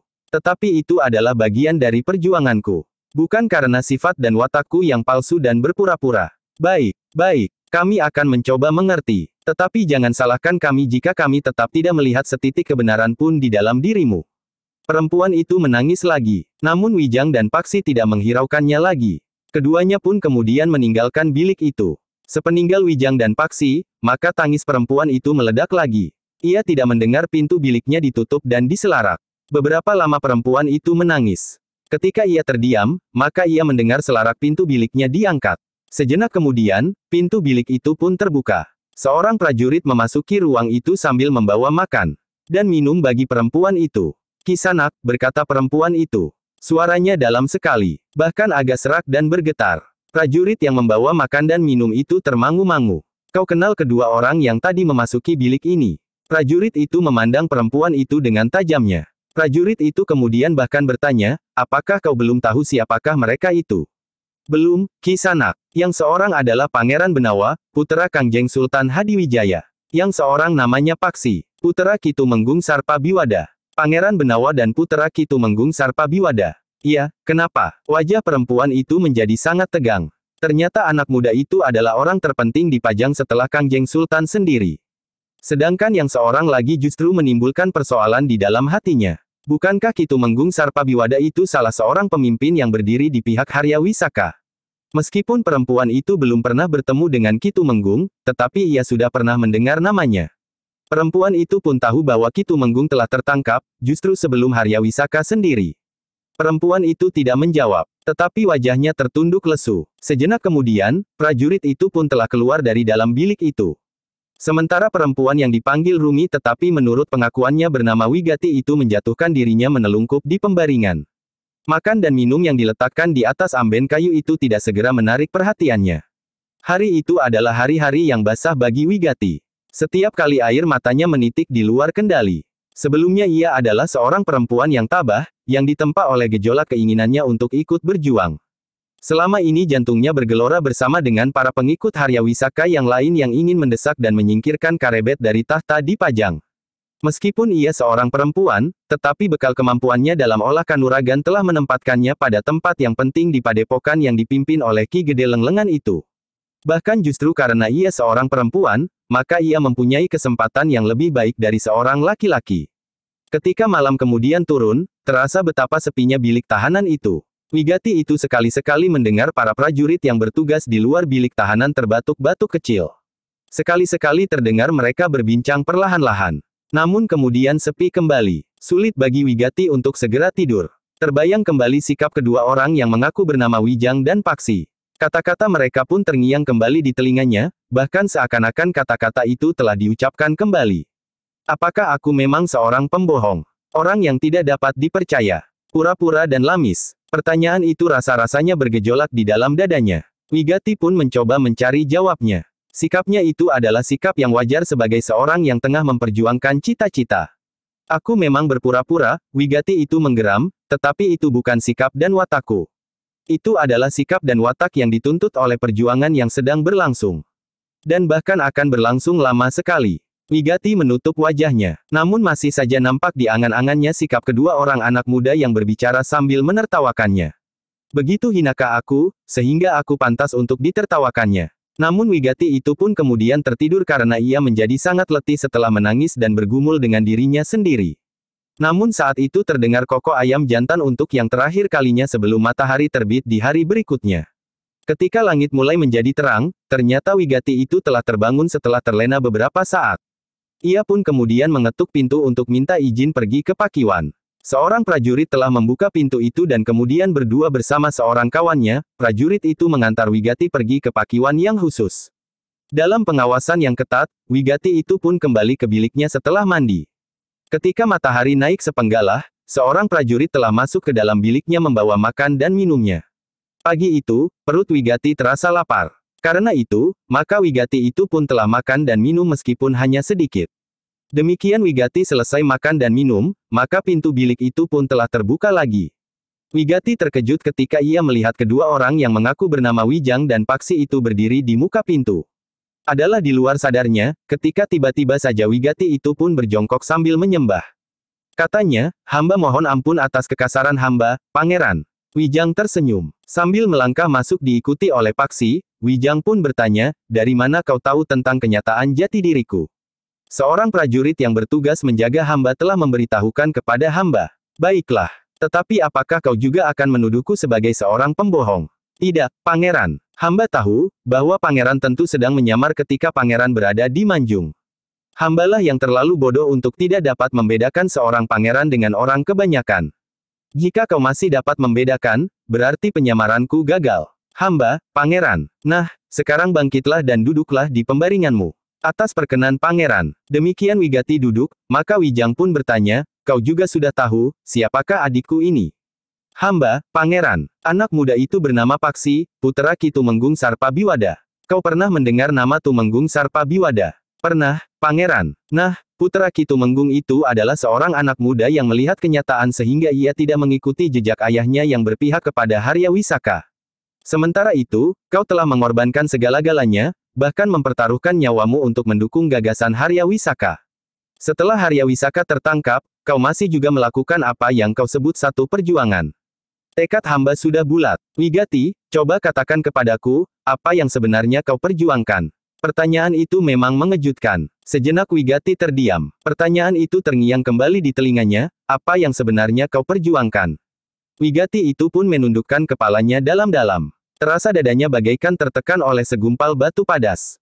Sebelum Wigati itu dapat menjawab, Pangeran Benawa itu sudah bertanya pula, Wigati, jika kau sudah mempertaruhkan nyawamu, itu berarti bahwa kau sudah yakin benar akan kebenaran langkahmu.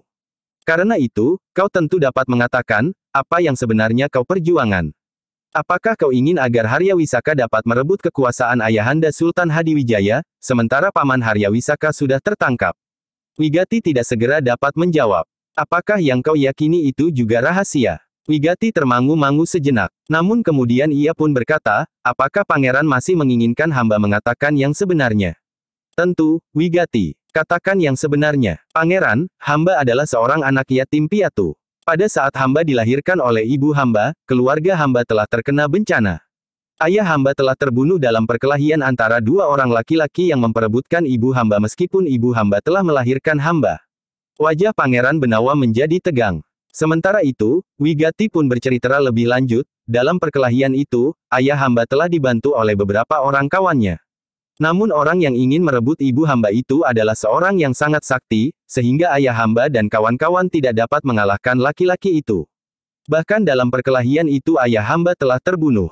Teruskan Wigati, hamba mohon ampun. Tetapi sekali ini hamba berkata jujur. Mungkin Pangeran dan Raden Paksi tidak mempercayainya karena Pangeran sudah terlanjur menganggap bahwa yang terloncat dari mulutku adalah kebohongan semata-mata. Katakan, perkelahian itu terjadi di pinggir sebuah sungai yang dalam. Tubuh ayah yang sudah tidak berdaya itu pun terlempar ke dalam sungai itu. Kawan-kawan ayah membutuhkan waktu hampir sehari penuh untuk mencari tubuh ayah yang ternyata telah membeku. Ayah tidak tertolong. Lalu apakah ibumu dibunuhnya juga? Orang itu menginginkan ibu. Karena itu, maka ibu tidak akan dibunuhnya. Tetapi ibuku telah membunuh diri. Oh, Wijang dan Paksi mengangguk-angguk. Siapa laki-laki itu? Wigati memandang wajah Pangeran Benawa sekilas. Namun Wigati pun segera menunduk dalam-dalam. Siapa laki-laki itu, Wigati? Hamba mohon ampun, Pangeran. Katakan saja. Aku sudah dapat menduga jawabmu. Tetapi aku ingin mendengar kau menyebutnya. Laki-laki itu bernama Karebet. Wajah Paksi menegang. Jantung Wijang pun tergetar sesaat meskipun ia sudah menduga. Yang kau maksud tentu Karebet yang sekarang memegang kekuasaan di Pajang, yaitu Ayahanda Sultan Hadiwijaya. Ampun, Pangeran. Hamba ingin berkata sebenarnya agar hamba tidak menjadi orang yang selalu berbohong. Aku percaya bahwa kau sekarang tidak berbohong, Wigati. Tetapi kau tentu tidak dapat melihat sendiri peristiwa itu. Nah, siapakah yang menceritakan peristiwa itu kepadamu? Ki Gede Lenglengan. Karena sepeninggal ayah dan ibu, aku diangkat menjadi anak seorang janda yang menaruh belas kasihan terhadap nasib burukku. Janda itu adalah adik perempuan Ki Gede Lenglengan. Wijang mengangguk-angguk. Katanya, aku percaya bahwa kau tidak berniat berbohong. Jika cerita itu tidak benar karena tidak sesuai dengan peristiwa yang sebenarnya, maka bukan kaulah yang berbohong. Tetapi Ki Gede Lenglengan. Ki Gede Lenglengan adalah seorang yang mumpuni. Ia menguasai berbagai macam ilmu. Bukan saja ilmu kanuragan, tetapi juga beberapa jenis ilmu yang lain. Ki Gede menguasai ilmu bertani, ilmu perbintangan dan berbagai macam ilmu yang lain. Ki Gede pun seorang yang memiliki kegemaran membaca kidung dan kitab-kitab babat. Apakah Ki Gede Lenglengan juga seorang yang tahu benar akan baik dan buruk?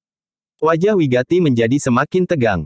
Namun ia tidak menjawab. Kepalanya yang tunduk menjadi semakin tunduk. Wigati, kali ini aku tidak menuduhmu berbohong. Tetapi aku menuduh Ki Gede Lenglenganlah yang berbohong. Meskipun mungkin laki-laki yang bernama Karebet itu telah melakukan kesalahan, tetapi tentu tidak akan sekeji itu. Jika aku membela nama baik Karebet, itu adalah wajar, karena aku adalah puteranya. Tetapi bukan sekedar itu. Sebelumnya Ayahanda memang pernah menyebut nama Lenglengan. Justru Ayahanda pernah mengembara bersama-sama. Tetapi keduanya ternyata tidak sejalan. Ketika mereka bertengkar dan bertempur, hampir saja Ayahanda membunuhnya. Namun niat itu diurungkannya. Sehingga dengan demikian, mungkin sekali Lenglengan itu sangat mendendam Ayahanda Sultan Hadiwijaya sampai hari tuanya. Nah, kau tahu cerita selanjutnya. Maksud Pangeran, Ki Gede Lenglengan telah memfitnah Kangjeng Sultan Hadiwijaya. Iya, bukankah masuk akal? Wigati menarik nafas dalam-dalam. Tetapi ia tidak segera menjawab. Ada semacam keraguan-raguan di dalam hatinya. Siapakah yang berkata sebenarnya? Ki Gede Lenglengan atau Kangjeng Sultan Hadiwijaya? Sudahlah, berkata Pangeran Benawa, aku tahu, bahwa kau meragukan cerita Ayahanda sebagaimana aku meragukan kebenaran cerita Ki Gede Lenglengan. Namun seandainya yang dikatakan oleh Ki Gede Lenglengan itu benar, itukah alasanmu kenapa kau telah menjadi pengikut Ki Gede Lenglengan? Membalas jasa atau dibakar oleh dendam? Wigati masih belum menjawab. Sementara itu, Pangeran Benawa berkata selanjutnya, jadi apa yang kau sebut perjuangan itu adalah dorongan nafsumu untuk membalas dendam kematian ayah dan ibumu menurut cerita Ki Gede Lenglengan. Bukan berdasarkan atas satu keyakinan bahwa Harya Wisaka memang berhak atas tahta sepeninggal Harya Penangsang, sehingga perjuangannya perlu mendapat dukungan berdasarkan atas rasa keadilan. Jantung Wigati bergetar semakin cepat. Pernyataan Pangeran Benawa itu terasa bagaikan menusuk dadanya tembus sampai ke punggung. Wigati, berkata Pangeran Benawa selanjutnya, jika persoalannya adalah dendam, maka penyelesaiannya tentu berbeda dari sebuah perjuangan untuk menegakkan keadilan. Kalau kau mendendam karena kematian ayah dan ibumu, sehingga kau merasa wajib untuk membalas dendam, maka persoalannya adalah antara kau dan aku, karena aku adalah anak Karebet itu. Wajah Wigati menjadi merah. Namun ketika sekilas ia memandang wajah Pangeran Benawa, di wajah itu Wigati sama sekali tidak melihat kebencian yang menyala. Pangeran Benawa itu masih saja nampak tenang dan bahkan tekanan kata-katanya pun tidak berubah. Namun tiba-tiba saja Wigati itu pun telah berlutut di hadapan Pangeran Benawa sambil berkata, Pangeran, hamba mohon, bunuh sajalah hamba. Jika persoalan ini harus kita selesaikan dengan ujung senjata, maka aku tidak akan mampu berbuat apa-apa di hadapan Pangeran. Tetapi jika hamba dianggap sedang memperjuangkan satu cita-cita keadilan, maka bagi Kangjeng Sultan Hadiwijaya, hamba adalah seorang pemberontak yang sudah sepantasnya dihukum mati. Karena itu, jika Pangeran menghendaki, hamba rela untuk dibunuh sekarang. Pangeran Benawa menarik nafas panjang. Katanya, Wigati, jika kau dianggap seorang pemberontak, maka bukan akulah yang wajib mengambil keputusan hukuman apa yang harus kau jalani. Sebaliknya, jika yang ada adalah dendam yang mengalir dari ayah kita masing-masing, maka dendam itu akan berkepanjangan sepanjang zaman. Dari ayah kepada anaknya. Jika tidak ada anaknya, mungkin adiknya, kemenakannya, saudara seperguruannya atau bahkan gurunya. Lalu apakah arti kematian demi kematian yang beruntun itu? Wigati menundukkan wajahnya sambil mengusap matanya yang basah. Wigati, berkata Pangeran Benawa kemudian, aku tidak sependapat dengan sikapmu itu. Jika aku berbicara tentang padepokanmu, dasarnya sama sekali bukan dendam dan kebencian.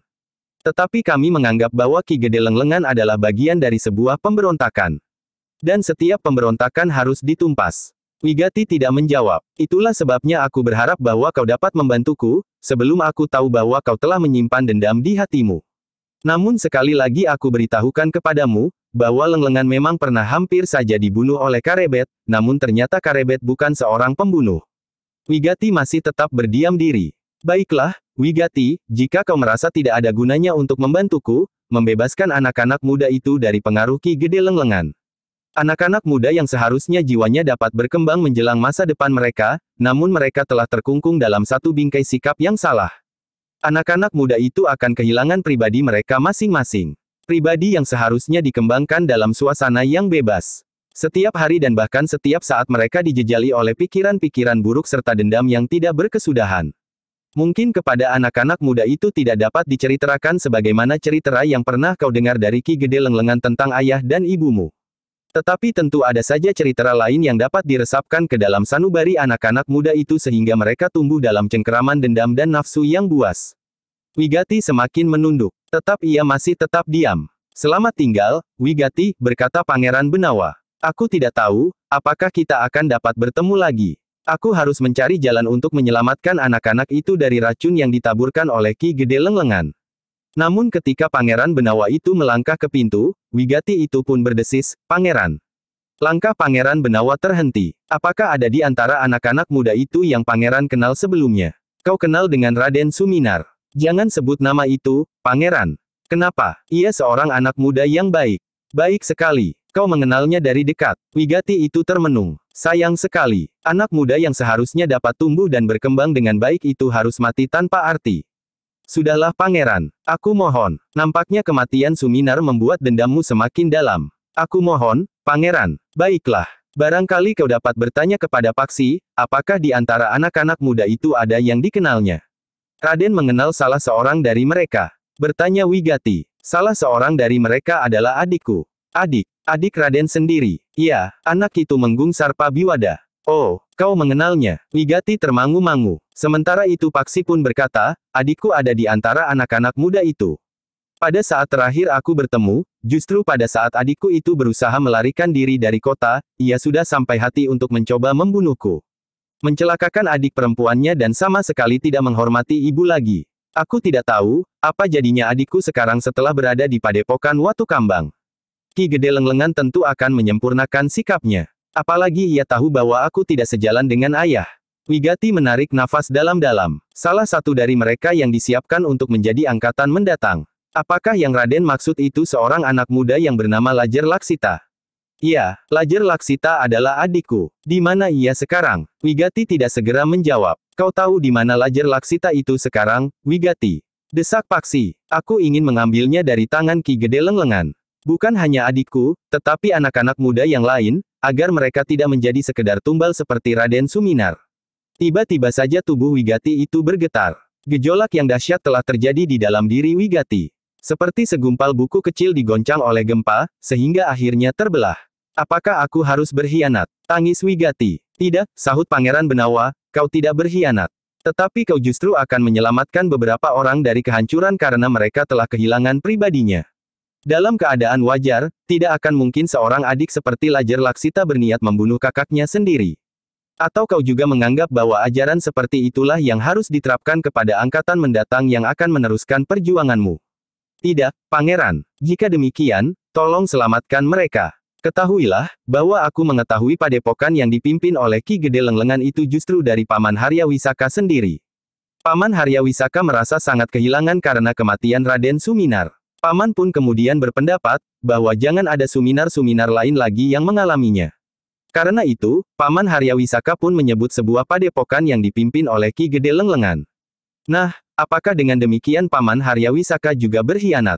Menurut pendapatku tidak. Pada saat terakhir, sebelum Paman Haryawisaka harus memasuki bilik tahanannya, maka ia telah memberikan petunjuk yang sangat penting bagi kami. Pangeran berkata sebenarnya. Aku berkata sebenarnya. Wigati terdiam sejenak. Namun kemudian ia pun berkata, Pangeran Benawa dan Raden Paksi, aku tidak tahu, apakah aku berkhianat atau justru menyelamatkan pribadi beberapa orang anak muda itu. Tetapi baiklah aku berkata dengan jujur, bahwa anak-anak muda itu sudah tidak berada di padepokan Watu Kambang. Darah Paksi tersirap sampai di kepala. Dengan serta-merta ia pun bertanya, di mana mereka sekarang? Ki Gede Lenglengan telah memerintahkan membawa anak-anak muda itu ke sisi selatan kaki Gunung Merapi. Di sisi selatan, iya, kenapa? Ki Gede nampaknya sudah merasa bahwa padepokannya akan diketahui oleh para petugas sandi dari Pajang. Kenapa Ki Gede Lenglengan berpendapat demikian? Sejak Haryawisaka tertangkap, Ki Gede menjadi gelisah.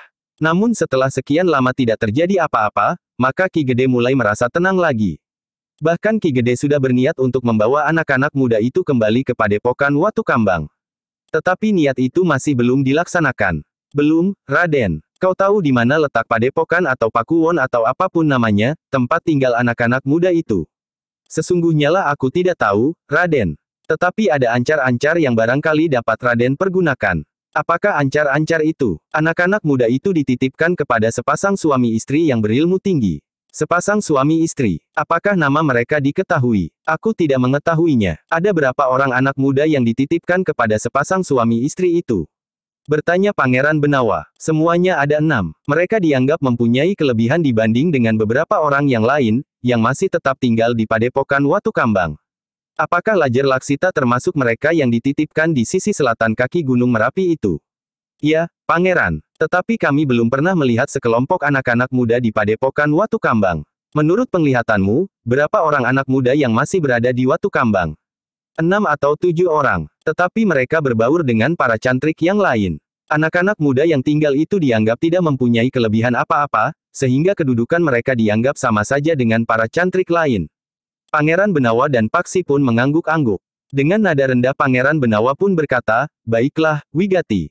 Aku mengucapkan terima kasih. Mungkin aku masih akan menemuimu lagi untuk mendapatkan beberapa keterangan yang lain. Tetapi sampai saat ini keteranganmu sudah cukup. Kau sudah menunjukkan kemauanmu untuk mengentaskan anak-anak muda itu dari bencana di masa mendatang. Salah satu di antaranya adalah Lajer Laksita. Jika anak itu tidak segera dibebaskan dari racun yang disuapkan kepadanya setiap hari, maka ia akan dapat menjadi musuh bagi keluarganya sendiri selain musuh bagi Pajang. Lajer Laksita sudah sampai pada tataran yang sangat berbahaya. Anak-anak muda yang lain pun tentu sama berbahayanya dengan Lajer Laksita itu. Kesetiaan mereka jauh lebih tinggi dari kesetiaan kami, Pangeran. Kami sudah menduga. Contohnya adalah Suminar. Wigati menundukkan kepalanya dalam-dalam. Katanya dengan suara yang bergetar, itulah yang dapat hamba sampaikan, Pangeran. Mudah-mudahan dapat berarti bagi Pangeran dan Raden Paksi. Wigati, berkata Pangeran Benawa kemudian, apakah laki-laki yang menghubungimu itu mengetahui serta sedikit tentang suami istri yang mengasuh anak-anak muda itu? Wigati termangu-mangu sejenak. Ketegangan yang sangat nampak di kerut keningnya. Namun ia pun kemudian berkata, mungkin, Pangeran. Hamba tidak tahu, apakah ia termasuk salah seorang yang ikut mengantarkan anak-anak muda itu ke sisi selatan kaki Gunung Merapi. Tetapi orang itu termasuk mempunyai banyak kesibukan di padepokan. Baik, aku akan berbicara dengan calon suamimu itu. Tidak, sama sekali bukan, Pangeran. Hamba berkata sungguh-sungguh. Laki-laki pengecut itu bukan calon suami hamba. Apakah laki-laki itu pengecut? Maksudku, hatinya mudah tergetar, bahkan goyah. Ia juga bukan seorang pemberani di medan. Tetapi lagaknya seolah-olah ia adalah pahlawan di padepokan, namun kemudian suaranya merendah, tetapi ia mendapat banyak kepercayaan dari Ki Gede Lenglengan. Bahkan lebih dari kepercayaannya kepadaku, yang dianggapnya sebagai kemenakannya sendiri. Aku akan menemuinya, Wigati. Namun di sela-sela isaknya Wigati itu berkata, tetapi ternyata bahwa Ki Gede Lenglengan benar. Hamba memang tidak pantas untuk mendapatkan kepercayaannya. Sekarang hamba sudah berkhianat. Sekali lagi aku katakan kepadamu, Wigati. Kau tidak berkhianat. Jika seorang yang tersesat menemukan jalan kembali, itu bukan berarti bahwa ia tidak setia kepada jalan pilihannya yang sesat itu. Tetapi ia justru telah menemukan sepeletik cahaya dari Yang Maha Agung di dalam hatinya. Sebagaimana yang kau lakukan, kau telah memberikan sumbangan yang sangat besar bagi kemanusiaan, karena dengan keteranganmu itu, ada kemungkinan beberapa orang anak muda terlepas dari belenggu kejiwaan yang dililitkan oleh Ki Gede Lenglengan sebagai salah seorang pendukung Haryawisaka, sementara Paman Haryawisaka sendiri menyadari bahwa anak-anak muda itu memang harus dibebaskan. Tetapi hamba mohon, jangan berkata kepada laki-laki itu, bahwa hamba telah memberikan banyak keterangan tentang padepokan Watu Kambang. Tentu, Wigati. Tetapi siapakah nama pemimpin kelompokmu? Yang bertubuh raksasa itu. Kenapa dengan orang itu, Pangeran? Aku akan mengatakan, bahwa aku telah mendapat keterangan dari orang itu. Di mana orang itu sekarang, Pangeran? Wajah Wigati memancarkan kecemasan yang sangat. Sesungguhnya orang itu sudah terbunuh di pertempuran. Jadi orang itu sudah sungguh-sungguh mati. Iya, orang itu terbunuh. Bukankah kau melihat tubuhnya yang terkapar di halaman penginapan itu? Tetapi laki-laki itu juga melihat tubuh orang yang terbunuh itu. Tetapi seperti kau, Wigati. Bukankah kau tidak yakin, apakah orang itu benar-benar meninggal atau belum? Bukankah pagi itu juga kalian dan beberapa orang yang telah menyerah langsung dibawa ke Pajang? Kau dan kawan-kawanmu yang menyerah itu tidak sempat melihat kawan-kawanmu yang terbunuh itu dikuburkan oleh orang-orang Manjung. Pemilik penginapan itu harus mengeluarkan uang cukup banyak untuk menguburkan mayat-mayat itu. Wigati mengangguk-angguk. Dengan nada rendah ia pun menyebut sebuah nama, namanya Wirasidat. Wirasidat, apakah ia seorang yang sangat dekat dengan Ki Gede Lenglengan? Ia adalah salah seorang kepercayaan Ki Gede Lenglengan. Kalau saja ia dapat benar-benar tertangkap hidup-hidup, ia tidak akan berkata sepatah pun meskipun mendapat tekanan dengan cara apapun. Nampaknya ia benar-benar telah mengeraskan hatinya dalam ketersesatannya. Wirasidat tidak akan pernah merasa bahwa dirinya telah tersesat. Iya, aku mengerti. Ia justru yakin, bahwa jalan yang ditempuhnya adalah jalan kebenaran. Wigati menarik nafas panjang. Demikianlah, Pangeran Benawa dan Paksi pun segera minta diri dari bilik tahanan Wigati. Ketika Pangeran Benawa berdiri di pintu, ia pun berkata, jangan terlalu cemas. Kami akan membantumu pada saat yang kau perlukan. Sejenak kemudian, maka pintu itu telah tertutup kembali. Terdengar selarak yang berat telah menyilang pintu bilik tahanan itu. Wigati yang berada di dalamnya terhenyak duduk di pembaringannya. Bersambung ke jilid 33.